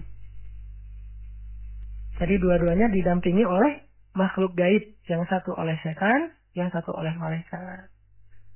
Makanya ketika kita dalam kondisi dizolimi, itu kesempatan kita tuh untuk bisa mendapatkan kebaikan dari Allah, kebaikan dari malaikat. Bahkan kalau ada Nabi, kebaikan dari Nabi. Karena Nabi komat kami ternyata ngedoain juga. Kenapa Nabi ikut ngedoain? Karena Nabi ngelihat malaikat mendoakan. Nabi itu pokoknya ngegeng banget lah sama malaikat. Kan Nabi sama malaikat itu sering kayak nongkrong bareng gitu kan. Nabi itu sama Jibril teman-teman, itu kayak soulmate-an banget loh. Kan Jibril kalau turun menemui Nabi itu berwujud seperti seorang cowok keren. Fatamassala laha basharan sawiyan. Maka Jibril pun menjelma sebagai seorang laki-laki yang sangat sempurna. Nah, Nabi itu kalau misalnya Jibril telat datang, Nabi itu suka ngeliat ke langit. Jadi keluar dari rumah, lihat ke langit, mana ya kok nggak ada tanda-tanda Jibril datang gitu. Nggak ada tanda-tanda sama sekali. Terus besok datang lagi ke tempat yang luas gitu ngeliat ke langit. Pernah Nabi berhari-hari nggak ketemu Jibril dan kangen banget sama Jibril. Mau ditelepon nggak punya nomornya. Susah kan Jibril nggak pakai handphone. Mau digimanain doa kepada Allah, terus kayak belum datang aja Jibrilnya, gak dimention ya Allah, Jibril mana, gak datang Jibril tuh. Setiap hari Nabi ngeliat ke langit, gak ada Jibril, ngeliat ke langit, gak ada Jibril, berharap Sekali ngeliat tuh ada Jibril, langsung dipanggil. Nggak ada sama sekali. Berhari-hari setelah lama nggak ketemu Jibril, Nabi udah sedih banget. Teman ngopi Nabi banget nih Jibril. Tiba-tiba datang Jibril, Nabi nanya, Jibril kemana aja? Kangen tahu kalau bahasa kita ya. Jibril kemana aja? Akhirnya kata Jibril turunlah ayat di surat Maryam. Wa ma natanazzalu illa bi amri rabbik. Ya Muhammad, saya juga kangen. Tapi sifat malaikat tidak melakukan sesuatu kecuali perintah Allah. Gimana pun Jibril kangen kepada Nabi, Allah nggak nyuruh beliau turun, maka dia tidak turun. Jadi sama-sama kangen nih. Yang di langit kangenin yang di bumi juga kangen kepada yang di langit. Tapi kedua-duanya tidak bisa ketemu karena belum ada perintah Allah SWT. Wa ma natanazzalu illa bi amri rabbik. Kami tidak turun kecuali dengan perintah Allah ya Rasulullah. Walaupun kangen sebetulnya. Jibril ada emosi? Ada. Suka benci ada di hati Jibril. Cuman suka dan benci Jibril itu sesuai dengan kehendak Allah. Taat. Jadi teman-teman, kalau kita misalnya lagi digituin, berarti kita ada kesempatan nih didampingin malaikat. Diam aja, jangan kepancing. Begitu kepancing, berarti kita harus langsung berimajinasi, oh aduh malaikat pergi nih. Ini kondisi kita memaafkan. Apalagi kalau kita udah maafin, lebih banyak lagi malaikat yang mendatangin kita. Langsung jadi selebgram langit tuh. Para malaikat langsung pada nge-repost, langsung pada ngomongin, kemarin tuh ada hamba Allah yang luar biasa loh. Dia itu dizalimi tapi maafin. Sehingga para malaikat tuh jadi kayak, tiba-tiba kita jadi terkenal di antara para malaikat. Siapa namanya? Dimension satu dengan yang lain. Sehingga lama-lama ketika nanti ketemu di akhirat, oh ini orangnya minta tangan, foto. Kenapa? Udah terkenal duluan di bumi. Itu terjadi teman-teman di langit. Bukan sekaku di langit itu hening-hening aja, nggak ada kejadian apa-apa. Enggak, di langit tuh lebih heboh daripada di bumi. Kalau di bumi aja ada gosip, trending topik segala macam. Di langit lebih dari itu loh. Ada gosip-gosip kebaikan, siapa yang baru saja memaafkan, siapa yang baru saja melakukan kebaikan, itu terkenal di langit, diomongin oleh para malaikat. Kan malaikat itu membawa amal kita tuh pagi dan petang ya. Dan mereka ngelintasin pintu-pintu langit. Setiap pintu langit yang dilintasin, itu malaikat nanya, ada apa? Ada yang update yang heboh-heboh nggak? Disampaikan, terus diomongin di langit pertama. Naik ke langit kedua, diomongin di langit kedua, sampai kepada Allah. Semua langit membicarakan orang tersebut, coba. Mungkin di dunia followers kita cuma berapa belas orang doang. Tapi di akhirat atau di langit, wah, para malaikat kenal banget sama kita. Kalau kita menjadi orang yang sabar, diam, memaafkan. Ini melawan ego yang kedua. Dan yang ketiga, melawan ego untuk menerima nasihat. Karena salah satu yang menyebabkan kita menolak nasihat itu adalah ego. Merasa gengsi. Seolah-olah kalau dinasihatin itu kita jadi hina. Padahal nasihat itu kemuliaan. Jadi nggak mungkin kemuliaan itu diberikan kepada kita, lantas kita jadi hina. Nggak mungkin. Ini mindset yang sangat keliru. Terutama kalau misalnya teman-teman ada masalah dengan orang lain, dengan sahabat, dengan teman, dengan keluarga, dengan pasangan, cobalah cari nasihat untuk diri kita. Jangan cari nasihat untuk dia. Jadi kalau misalnya kita lagi ada masalah dengan teman, nasihati diri kita sendiri. Googling hadis-hadis untuk kita, jangan untuk dia. Kayak suami istri nih, lagi bertengkar. Istrinya sebel sama suaminya. Jangan cari hadis-hadis untuk suami. Googling lah. Suami yang penyabar. Suami yang memperlakukan istri dengan baik. Googling. Akhirnya ketemu hadis-hadis yang sahih tentang suami. Teladan itu kayak gimana? Kita kumpulin, kita broadcast. Nih baca apa? Nggak kayak gitu cara kita melawan ego. Kalau kayak gitu kita makin ego. Justru yang harus kita cari istri yang taat, istri yang soleha, istri yang apa kayak gitu-gitu. Nyari dari hadis-hadis Nabi untuk menasihati diri kita. Jangan mencari hadis untuk menasihati orang lain. Itu nggak bisa ngelawan ego. Yang banyak terjadi, kayak misalnya suami istri ini berlarut-larut punya masalah. Cuman selesai masalah lagi, selesai masalah lagi. Suatu saat bikin kayak pengajian keluarga gitu, undang ustadz. Saya dulu sering digituin, undang ustadz. Pas sebelum undang, yang undang istrinya, karena nih ustadz yang dikenali sama istrinya. Ustadz, boleh request tema nggak? Apa bu? Ini tentang suami gimana ya biar lebih sabar. Jadi dia minta tema untuk suaminya, bukan minta tema untuk dirinya. Ini yang paling sering terjadi. Suami juga gitu. Japri malam-malam ustadz, besok boleh minta sedikit tambahan materi. Apa pak? Buat istri gimana ya biar istri itu mau nurut kepada suami. Ya, Akhirnya dua-dua saling meminta nasihat untuk orang lain. Nggak akan selesai masalah kalau kayak gini. Tapi kalau kayak gitu, kita doang yang memperbaiki diri, dia enggak. Dia Allah yang memperbaiki dia. Kita perbaiki diri kita, Allah yang akan memperbaiki dia. Karena Allah nggak mungkin membiarkan kita melakukan kebaikan, sia-sia nggak mungkin. Begitu kita memperbaiki diri, berarti kan kita naik level nih. Allah akan memperbaiki dia supaya selevel sama kita. Begitu kita memperbaiki dia dan dia nggak bisa terima, kita turun level. Dan Allah turunkan level dia dengan penolakan dia. Dan marah dan tersinggung ketika dinasihati oleh kita. Makin sama-sama downgrade, nggak di-upgrade. Yang terjadi salah satu yang menyebabkan orang-orang kafir Quraisy dulu tuh nggak beriman, itu bukan karena nggak paham kalau Islam itu benar, teman-teman, tapi karena ego. Kayak Abu Jahal. Ternyata ya, Abu Jahal itu pernah nggak sengaja lewat rumah Nabi di Mekah, terus ngedengerin Nabi lagi baca Quran. Jadi Abu Jahal lewat, Nabi lagi ngaji. Bismillahirrahmanirrahim. Ya ayyuhal muzammil. Nabi lagi ngaji, Abu Jahal lewat. Suara siapa tuh? Bacaan apa tuh? Kok enak didengar? Lagi siapa yang lagi perform? Oh, enak nih. Akhirnya Abu Jahal duduk di sebelah rumah Nabi, ngedengerin Nabi ngaji. Di sebelah rumah Nabi yang lain kan ada 2 gang gitu. Gang yang satu lagi ada sobatnya Abu Jahal, gengnya Abu Jahal banget, namanya Ahmad. Lagi lewat juga tuh malam, dengerin Nabi ngaji, duduk juga tuh. Dan mereka tuh nggak bisa ngelangkah karena terkesima dengan ayat-ayat yang dibaca oleh Nabi Muhammad SAW. Duduk berdua, tapi saling nggak tahu. Yang satu di pojok A, yang satu di pojok satu lagi. Duduk dengerin. Nabi kan kalau ngaji nggak pernah sebentar ya. Dan nggak pernah ngaji di aplikasi handphone, kepotong sama WA, terus akhirnya siap dulu ngaji lagi. Kan itu mah kita banget lah ya. Makanya salah satu ujian pakai aplikasi di handphone tuh ngajinya nggak khusyuk. Tadi niatnya 1 juz nih malam ini. Akhirnya cuma 1 lembar, sisanya chat yang 1 juz.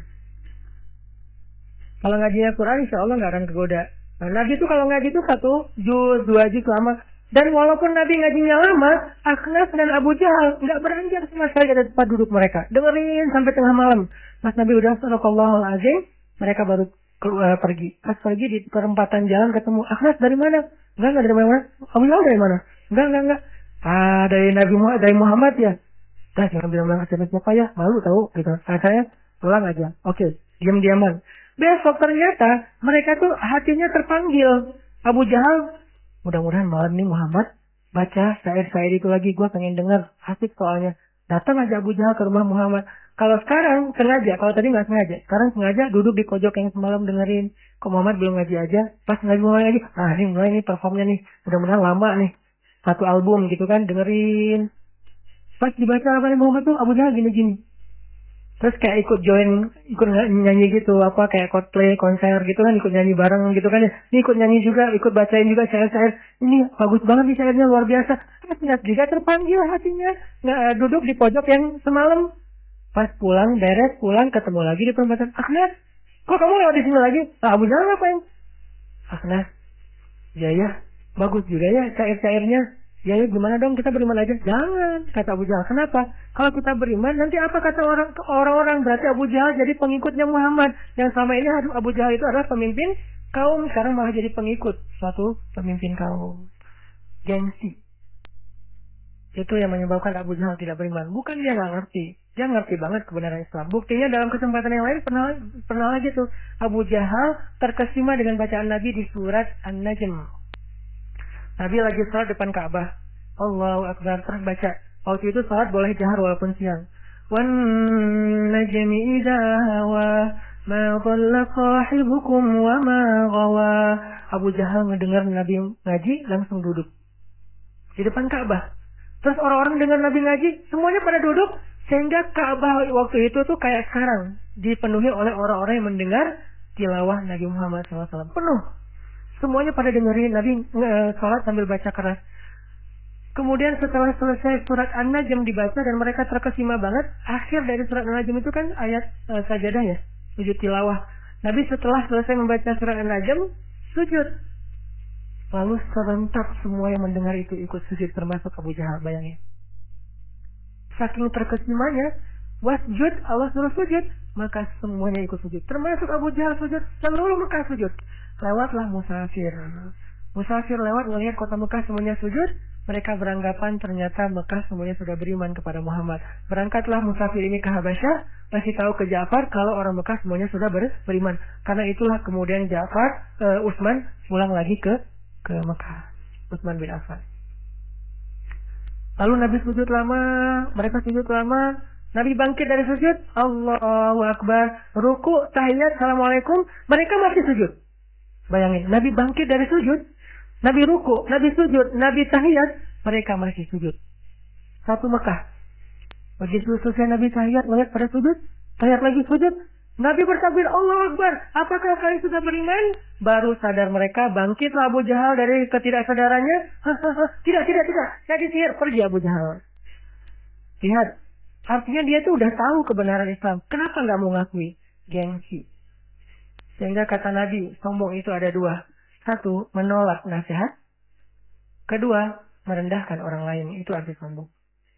Gengsi, ego, sombong itu saudara kembar. Satu, menolak kebenaran atau nasihat. Yang kedua, merendahkan orang lain. Makanya, jangan sampai kita punya kemiripan dengan orang-orang yang punya ego dalam menerima nasihat tadi. Ego untuk menerima nasihat. Kalau kita ada kemiripan, berarti ada masalah besar yang kita hadapi dalam hati kita. Fi qulubihim maradun. Di dalam hati mereka ada penyakit. Dan gimana mengobati penyakit ini? Tajdidul iman. Perbaharui lagi iman kita. Perbaharui lagi iman kita. Gak apa-apa dapat nasihat. Bahkan itu kebaikan. Harusnya kalau kita sadar, nasihat itu adalah hadiah yang paling berharga. Kalau dinasihatin, bilang makasih. Harusnya.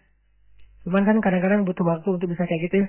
Kalau nggak bisa makasih pun minimal kita nggak usah baper. Biasa aja. Kalau lebih keren lagi, makasih malah. Nasihatin lagi. Sampai Nabi mengatakan, kalau ada orang yang meminta nasihat dari kamu, maka hukumnya wajib menasihati dia. Karena nasihat itu hak orang yang beriman. Jadi kalau misalnya kita ketemu dengan teman kita nih, sesama mukmin, kasih nasihat buat aku dong. Berarti kita wajib menasihati dia. Apa aja, sesederhana apapun. Banyak-banyak istighfarnya, iya ya insya Allah. Dan orang yang menerima nasihat, ya kok gitu doang sih, jangan gitu. Karena nasihat itu walaupun sederhana, tetap berharga. Bahkan kata Nabi, ambillah nasihat walaupun keluarnya dari lisan seorang budak Habasyah. Kan sederhana banget kalau budak nasihatin, tetap ambil karena itu sangat berharga. Apalagi dari orang berilmu, dari orang tua, dari pasangan, dari sahabat yang lebih soleh dari kita, ambil. Dan jangan menolaknya. Mudah-mudahan ada berapa nih? 3 ya? 3 kasus dalam melawan ego ini bisa kita praktekin dalam kehidupan kita bermuamalah sehari-hari. Yang pertama, jangan malu untuk meminta maaf. Karena Nabi aja yang lebih soleh dari kita dan gak melakukan kesalahan fatal, meminta maaf. Dan meminta maafnya itu yang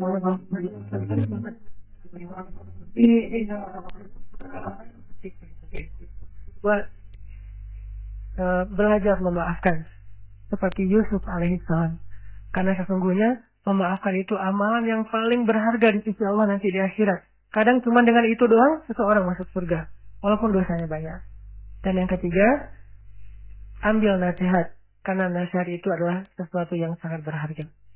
Mudah-mudahan ini bermanfaat. Nanti kita kembangkan lagi dalam sesi tanya jawab insyaallah. Barakallahu li wa lakum.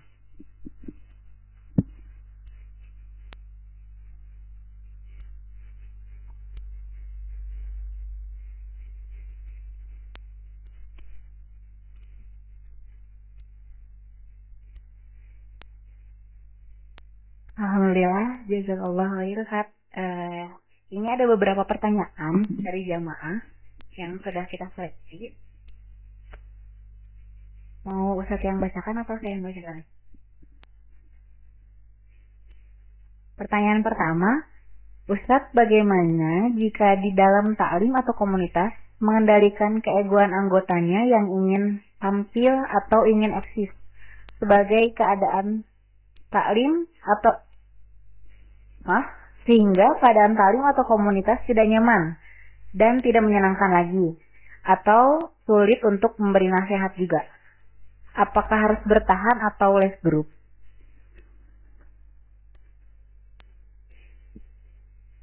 Les grup itu jangan karena sakit hati.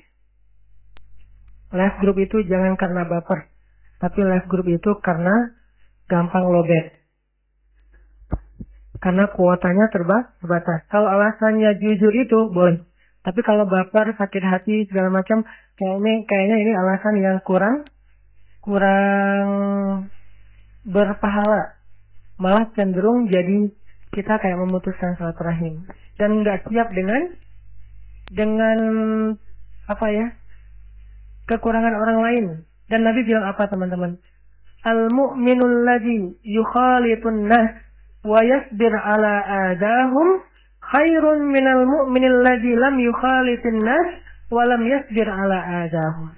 Mukmin yang bergaul dengan banyak orang dan bersabar atas gangguan mereka lebih baik daripada mukmin yang tidak mau bergaul dengan siapapun dan tidak sabar atas gangguan mereka. Dua-duanya mukmin nih, cuman yang bergaul dan sabar itu lebih utama daripada yang tidak mau bergaul karena nggak sabar.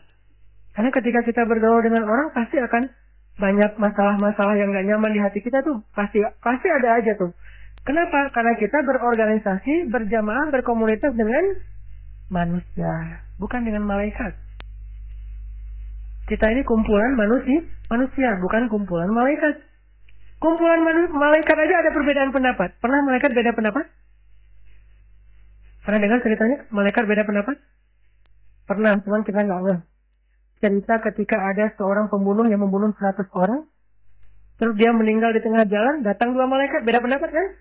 Yang satu bilang dia nih neraka nih, kata yang kedua enggak dia nih surga, kan dia udah tobat, tapi dia belum beramal, tapi dia udah tobat. Berbeda pendapat. Malaikat coba beda pendapat, Nabi berbeda pendapat. Pernah dua nabi dua-duanya beda pendapat. Siapa? Anak dan ayah lagi, Sulaiman dengan Daud. Dua-duanya nabi, dua-duanya satu keluarga, ayah dengan anak, tapi berbeda pendapat. Terjadi. Sahabat berbeda pendapat, terjadi juga. Suami istri berbeda pendapat, nabi dengan istrinya, terjadi. Dan itu manusia, dan itu realitas. Tidak perlu heran dengan hal-hal kayak gitu. Kalau kita cari nanti grup yang lain yang nggak ada orang kayak gitu, pasti nggak akan ketemu lagi yang kayak gitu. Kenapa ya semua grup ada yang kayak gini? Memang kayak gitu. Dan kita juga mungkin di sisi orang lain ada juga masalah, walaupun bukan masalah itu, ada masalah lain yang kekurangan kita. Toh kenyataannya kita punya banyak kekurangan. Jadi jangan left group gara-gara masalah kayak gitu. Tapi kalau left group, maaf ya, kuota saya terbatas, HP saya sering lowbat. Oke, ini masalah teknis. Ini masalah modal. Bukan masalah ini. Tapi kalau gara-gara baper, kayaknya nggak tepat. Bersabarlah. Solusi yang kedua, kalau ini adalah organisasi dakwah, maka wajib tarbiyah. Wajib tarbiyah. Karena yang bisa menetralisir potensi-potensi kayak gini atau meminimalisir adalah materi-materi tarbiyah. Tarbiyah itu apa? Ngaji dengan satu guru yang terkurikulum. Dan kurikulum untuk masalah gini ada di dalam materi tazkiyatun nufus. Dan itu penting banget, tazkiyatun nufus, membersihkan jiwa. Karena kalau kita nggak belajar membersihkan jiwa, ketemu orang lain yang ada adalah masalah baru. Alih-alih kita ngurus umat, malah sibuk dengan urusan di dalam internal kita. Jadi dua, satu bersabar, janganlah grup, jangan pecah, jangan bikin yang baru sendiri. Yang kedua, tarbiyah, itu solusi paling konkret dan penting. Dua itu. Berarti jawabannya dengan bersabar dan tarbiyah. Ya. Pertanyaan kedua, Ustaz, mengapa di kelompok kajian fitnah justru lebih besar? Bagaimana menyikapinya? Fitnah? Mungkin cobaan. Di kelompok kajian, saya rasa justru sebaliknya. Di kelompok kajian itu, kalau kita ada masalah, menyelesaikannya lebih gampang. Kenapa lebih gampang? Karena kita sama-sama belajar. Kecuali niat kita bukan belajar. Kecuali niat kita kayak mungkin datang ke situ hanya sekedar ngisi waktu luang, hanya pengen ketemu teman, hanya pengen dapat entertain, hiburan dari ceramah mungkin. Tapi kalau niat kita benar-benar pengen belajar, saya yakin akan mudah sekali menyelesaikan masalah kayak gitu. Terjadi, ya. Nggak usah di zaman kita. Di zaman terbaik para sahabat itu terjadi. Sahabat-sahabat senior rame, banyak kasusnya. Cuman tetap bisa diselesaikan. Saya nggak percaya kalau di kelompok kajian itu justru masalahnya lebih berat daripada di tempat kita reunian. Kayaknya enggak deh. Karena di kajian kan tadi kita sama-sama belajar Islam ya. Kalau reuni mungkin kita lagi datang dengan ada yang nunjukin status, ada yang datang dengan memperlihatkan, memamerkan kekayaannya, ngomongin tentang karir, itu kayaknya lebih gampang deh untuk bisa bikin kita baper. Tapi kalau kajian, yang diomongin apa? Ayat, hadis, nasihat, iman, akhirat, mau kelas dari mana? Kecuali datang ke kajian yang diomongin materi reuni. Jadi forumnya kajian, kontennya reuni beda. Tapi kalau forumnya kajian, kontennya kajian, insya Allah nggak akan sampai terlalu berat lah. Sehingga kita coba jaga adab-adab. Nah, ini solusinya adalah jagalah adab-adab majelis ilmu. Belajar nanti ada majelis ilmu itu apa aja, sampai masalah yang sepele kayak misalnya kalau kita datang ke majelis ilmu, kalau bisa, terutama buat kalau misalnya kita nggak campur laki dan perempuan, berwudu, kemudian sholat sunnah 2 rakaat, kemudian pakai parfum, kemudian kalau misalnya laki-laki nih ya pakai parfum dan saling membagi-bagi parfum gitu. Kenapa? Karena majelis ilmu itu taman-taman surga dan disunnahkan wangi khusus buat laki-laki. Kalau perempuan nanti beda-beda lagi nanti mazhabnya. Yang jelas adabnya sampai segitu. Belum lagi nanti dengarkan kajian itu dengan niat bahwa saya ingin memperbaiki diri, bukan mendengar kajian dengan niat untuk mendapatkan satu dalil baru menjudge saudara kita. Nah, bener kan nih kata Ustaz ini persis kayak kemarin yang saya pernah ngalamin. Bukan, untuk diri sendiri. Jangan dapat ilmu buat orang lain, tapi carilah ilmu buat diri kita sendiri. Kalaupun masih terjadi juga, itu hal yang sangat wajar, biasa. Sampai di zaman Utsman bin Affan itu kalau mau masuk ke pengajian, istighfar. Kenapa? Karena kalau kita nggak istighfar, ilmu itu susah masuk ke dalam hati kita. Dalam Islam mencari ilmu itu bukan dengan menghafal. Cari ilmu itu dengan meyakini, beriman. Dan caranya kita harus membersihkan diri dulu dari dosa-dosa. Sampai ada kasus saya pernah cerita mungkin, Utsman lagi bikin taklim di masjid. Tiba-tiba datang seorang murid dari luar masjid, nggak sengaja laki-laki ini pas dia mau masuk masjid ngelihat aurat seorang perempuan yang rambutnya kelihatan gara-gara jilbabnya kesingkap angin. Dia ngelihat, kan sekilas nih.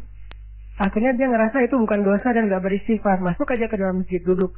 Begitu dia baru duduk, Utsman yang lagi ceramah ngomong, kenapa ada yang datang ke dalam majelis kita, sedangkan di matanya masih ada bekas dosa. Utsman tahu, padahal Utsman tadi gak ngelihat, gak ngalamin. Orang ini kaget, ya Amirul Mukminin, wahai Utsman, bagaimana Anda tahu apa yang saya alami di luar masjid? Memangnya sudah turun wahyu kepada engkau setelah Rasulullah? Apa kata-kata Utsman? Ittaqu farasatal mu'min. Hati-hatilah dengan firasat orang yang beriman. Farasah bahasa Arab, jadi bahasa Indonesia firasat. Orang beriman yang hatinya bening itu punya kepekaan yang luar biasa. Makanya kadang-kadang saya kalau di Mesir dulu tuh ketemu dengan ulama agak-agak khawatir, ketahuan dosa-dosanya. Duh, ntar dia sebutin dosa saya gimana nih? Ya udah nggak jadi ke ulama gitu. Karena orang beriman itu peka, tahu banget. Kalau teman-teman baca sejarah pernikahannya Abdullah dengan Aminah, bapak dan ibunya Rasulullah, itu luar biasa loh. Jadi Abdullah waktu itu, kan Abdullah itu salah satu anak muda favorit di kota Mekah ya. Abdullah lagi jalan bersama ayahnya, pengen ngelamar Aminah. Di tengah jalan dicegat sama seorang perempuan. Perempuan ini sangat tinggi ilmunya. Saudarinya Warokoh. Warokoh itu adalah sepupunya Khadijah. Keluarga besar Warokoh ini semuanya orang-orang yang berilmu. Perempuan ini mencegat Abdullah dan mengatakan, ya Abdullah, nikahi aku, maka akan aku berikan untukmu 100 onta. Karena Abdullah dulu pernah disembelih pernah mau disembelih dan gantinya 100 onta. Ya Abdullah, nikahi aku, kata cewek ini, maka akan aku berikan untukmu 100 onta. Kata Abdullah, saya ikut dengan ayah saya. Terserah keputusan ayah saya. Akhirnya dipegang tangan Abdullah oleh ayahnya, langsung dibawa Abdul Muthalib.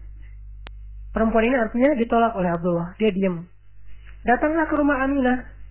Menikah, setelah selesai melamar, Abdullah pulang. Pas pulang, ketemu lagi dengan cewek ini, tapi nggak dicegat, ketemu di jalan. Abdullah nanya, wahai perempuan, kenapa kamu nggak ngomong lagi ke saya seperti tadi?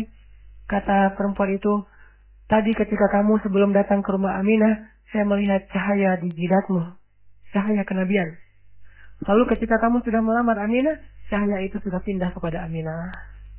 Maka saya tidak perlu lagi untuk meminta engkau menjadi suami saya karena cahayanya sudah pindah kepada Aminah. Berarti perempuan ini tadi meminta Abdullah menikahi dia. Kenapa? Karena ingin mendapatkan cahaya yang ada di jidatnya Abdullah. Dari mana dia melihat cahaya itu? Firasat. Di mana seseorang punya firasat yang luar biasa? Karena kebeningan hatinya. Begitu juga dalam ilmu. Kita akan mengerti sesuatu yang sangat tersimpan dalam satu teori ilmu, itu bukan dengan menghafal, bukan dengan menalar, tapi dengan istighfar. Begitu kita duduk dalam majelis ilmu, astagfirullah, kita akan mengerti lebih daripada orang lain yang sama-sama mendengar. Itu beda banget loh. Sehingga dalam majelis ilmu, kalau kita justru menambah dosa, pasti ilmu itu tidak akan jadi apa-apa buat kita. Ini rahasia mencari ilmu dalam konsep Islam. Ya. Bagaimana cara memaafkan seorang ayah yang menelantarkan anaknya dari kecil dan baru hadir kembali ketika anak sudah dewasa? Nggak gampang pastinya. Kalau kita rasain, pasti nggak akan mudah hilang rasa itu di hatinya. Toh Nabi SAW juga butuh waktu kan untuk melakukan itu. Ketika Nabi bertemu dengan pembunuh Hamzah, Wahsy. Ketika Nabi membebaskan kota Mekah, lalu Wahsy datang menghadap Nabi pengen masuk Islam. Nabi melihat Wahsy langsung teringat dengan wajah Hamzah.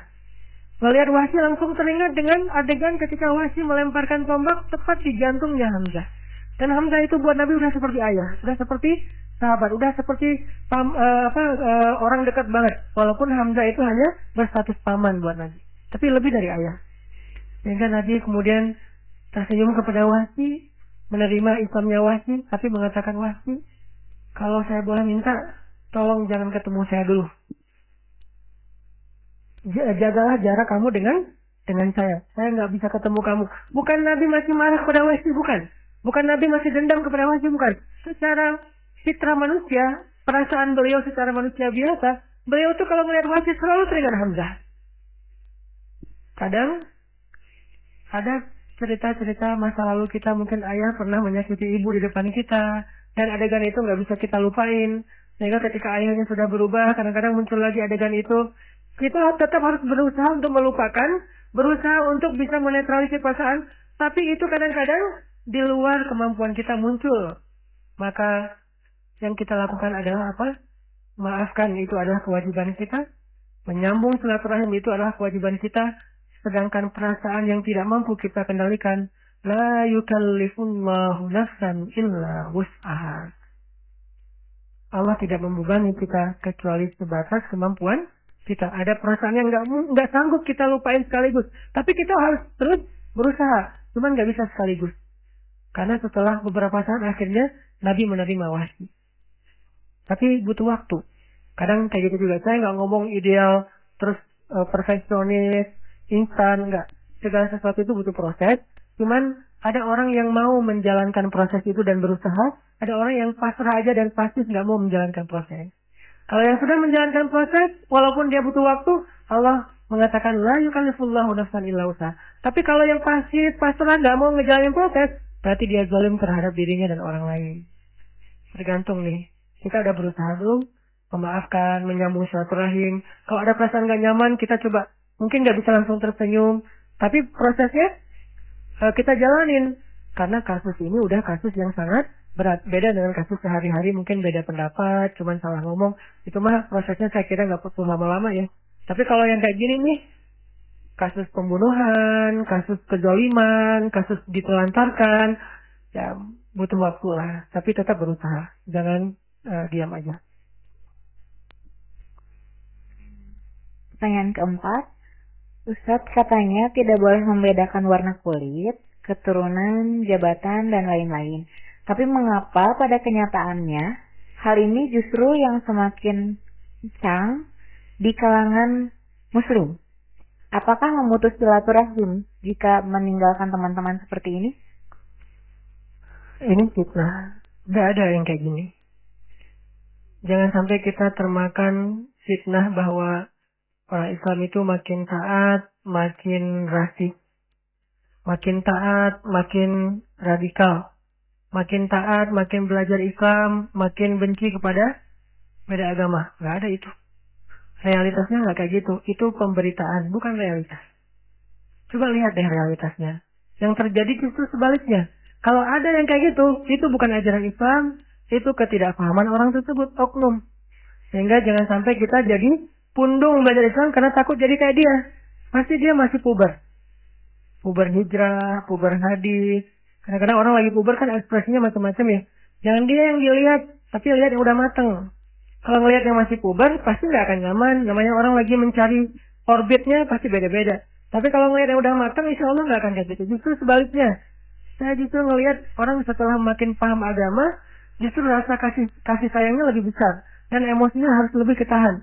Mungkin kalau kita nggak yakin sama pembalasan akhirat, kita udah ngezolimin orang lain. Kenapa kita nahan diri dari menzalimi orang lain, ngatain orang lain, dan seterusnya?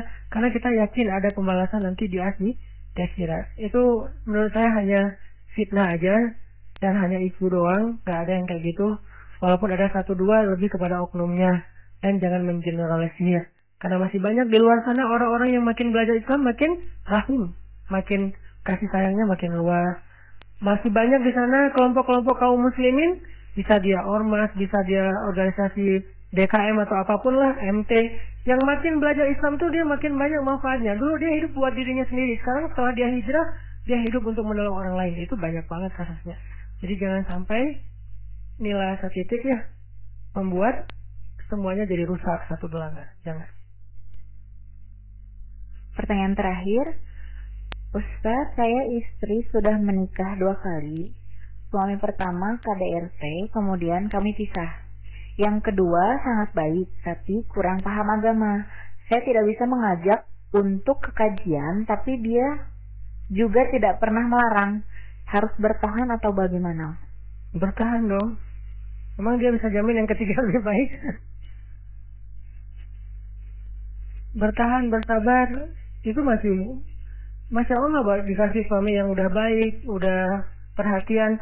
Hanya masalah mungkin belum ada rasa tertarik untuk dengar salim. Atau mungkin dia diam-diam sebetulnya dengar lewat streaming kali. Karena ada teman saya ya, dia tuh diajak ikut talim tuh susah banget, nggak mau datang. Mungkin karena gengsi tadi.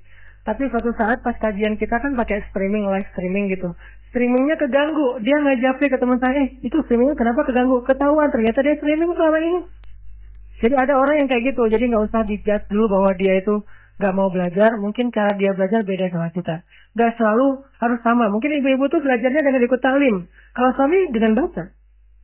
Ibu-ibu belajarnya dengan langsung dengan ceramah. Kalau suami konsultasi dengan ustadznya, bisa japri-japrian. Banyak cara kan?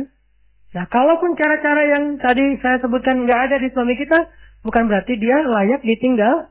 Itu bukan alasan untuk kita minta cerai. Kita belum dikasih suami yang seperti, maaf mungkin kalau Asia itu dikasih suami yang Firaun kan, masih sabar. Suami kita jauh, bahkan nggak bisa disamain sama sekali. Jadi kalau Asia aja sabar, sampai Allah memberi Asia surga, padahal Asia masih di dunia tuh. Asia masih di bumi, tapi Allah udah nyediain surga buat Asia. Bisa dibilang satu-satunya perempuan yang pernah melihat surga langsung dari dunia, dari bumi, itu Asia. Kakinya masih di tanah, tapi dia ngelihat surga langsung. Itu Asia. Kenapa? Balasan buat seorang istri yang sabar terhadap suami. Apalagi ini suaminya nggak ada masalah besar, kecuali dia belum berkenan untuk datang dalam satu majelis ilmu. Doakan, ajak. Mungkin kita harus cari majelis ilmu yang cocok buat dia. Karena laki-laki itu kadang-kadang unik. Dia kalau nggak segampang perempuan untuk bisa menerima satu hal yang baik. Penuh pertimbangan kadang-kadang. Nggak cocok dengan ustadznya lah, terlalu logis lah, yang disampaikan saya udah tahu kok gitu-gitu. Jadi mungkin kita harus mencari talim, majelis, atau ustadz yang cocok dengan suami kita. Jangan sampai ditinggalkan hanya gara-gara alasan nggak mau ngaji. Itu bukan alasan bercerai. Terakhir sebelum ini saya tadi teringat satu kisah tentang jangan malu untuk menerima nasihat, kisah Umar bin Khattab. Jadi Umar bin Khattab itu pernah ya lagi jalan sebagai Amirul Mukminin, sebagai presiden, lagi jalan gitu, lagi jarambah, lagi belusukan. Tiba-tiba di tengah gang dicegat sama seorang nenek-nenek. Langsung gini. Umar berhenti, turun dari ontanya. Ada apa, Nek? Kata Umar. Wahai Umar. Terus pas pampresnya udah marah-marah nih. Ini udah RI 1 lewat misalnya. Gak boleh macam-macam. Kata Umar, biarin. Kalian gak kenal siapa nenek ini. Siapa nenek tersebut? Dia adalah perempuan yang gara-gara dia turun pembukaan surat Al-Mujadilah, yaitu Khawlah bintu Sa'labah. Dia bilang, ya Umar, kamu itu dulu cuma anak kecil yang kami panggil Umair. Jadi Umar kecil namanya Umair, pakai Y. Dulu kamu cuma anak kecil, bocah, ingusan yang kami panggil Umair. Lalu Allah Subhanahu Wa Taala memberi kamu badan yang bagus, fisik yang kuat, sehingga kamu dikenal dengan panggilan Umar, orang yang gagah. Lalu Allah memberikan kepada kamu hidayah, sehingga kami memanggil kamu Al-Faruq, yang membedakan hak dan batil. Lalu Allah memberikan kamu imarah, kekuasaan, sehingga kami memanggil kamu Amirul Mukminin. Pada dasarnya kamu bukan siapa-siapa, Allah yang menjadikan kamu seseorang. Baik, Nek, baik. Akhirnya pergi Umar. Orang-orang bertanya, ya Amirul Mukminin siapa dia? Dialah perempuan yang karena dia turun ayat Al-Quran, yang karena dia suaminya dimarahi oleh Allah, yang karena dia Allah memperbaiki fatwa Rasulullah yang waktu itu keliru. Ini artinya buat seorang Umar, tahulah nasihat sederhana banget kan ya? Nggak mungkin juga Umar jadi sombong, jadi sok pamer, jadi gaya, mentang-mentang jadi presiden. Enggak, tapi walaupun yang dinasihati oleh ibu itu bukan kesalahan Umar nggak kayak gitu, tetap Umar menerima. Kadang-kadang kan kalau kita dinasihatin dan kita nggak ngerasa kayak gitu, kita nggak bantah ya. Enggak kok, saya nggak kayak gitu, enggak. Nasihat, walaupun kita nggak ngerasa kayak gitu, terima aja. Karena nasihat itu bukan tuduhan. Kecuali ibu ini mengatakan, Umar kamu sombong, baru Umar akan tabayun. Tapi kan ibu itu nggak bilang Umar sombong kan?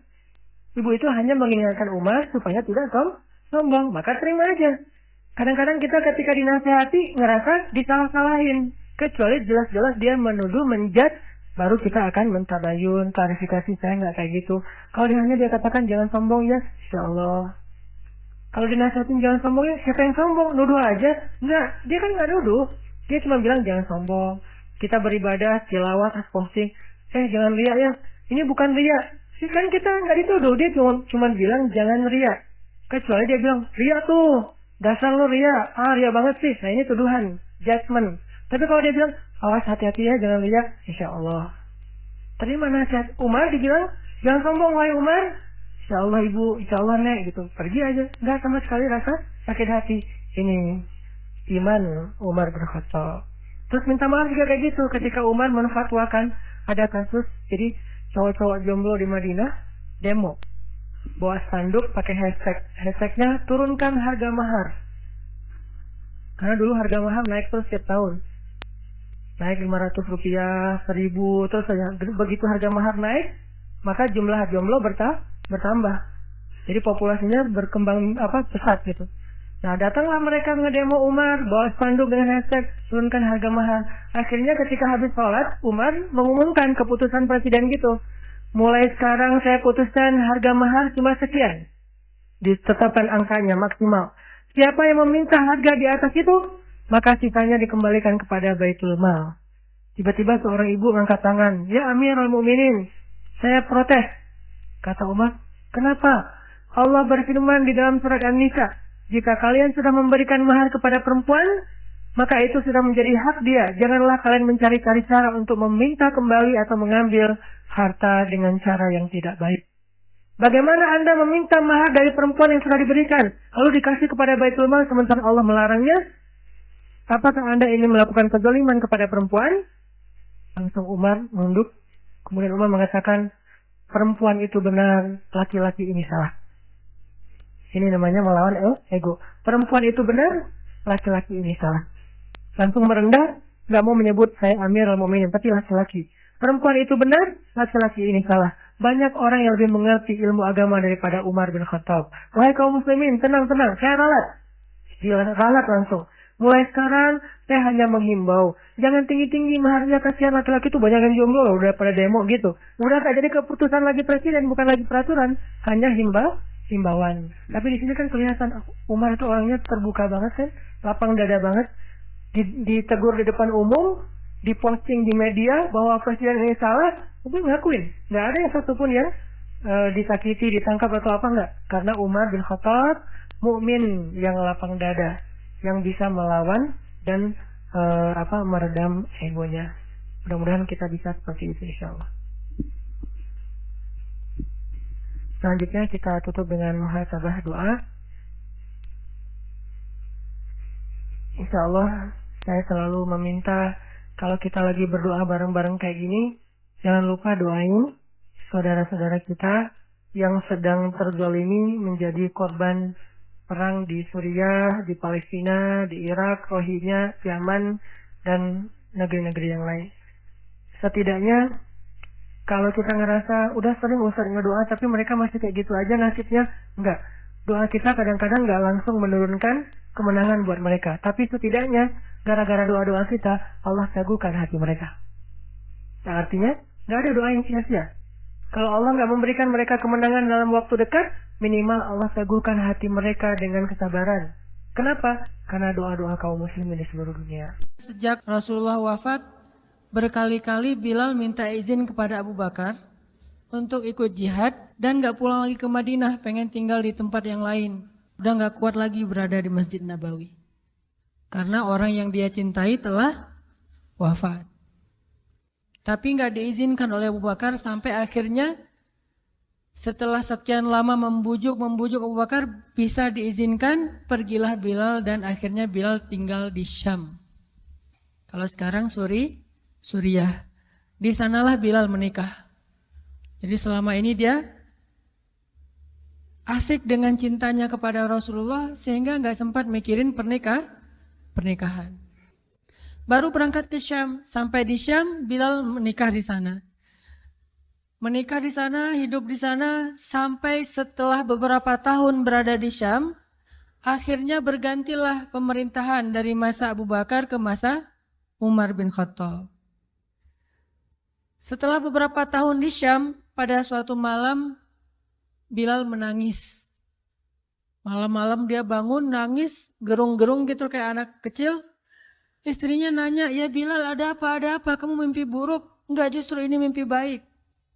"Mimpi apa?" "Aku mimpi ketemu dengan Rasulullah SAW."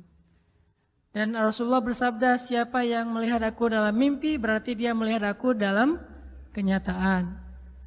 Aku bertemu dengan Rasulullah di dalam mimpi dan Rasulullah berkata, "Ya Bilal, kami rindu kepadamu. Sudah lama engkau tidak mengunjungi kami ya Bilal."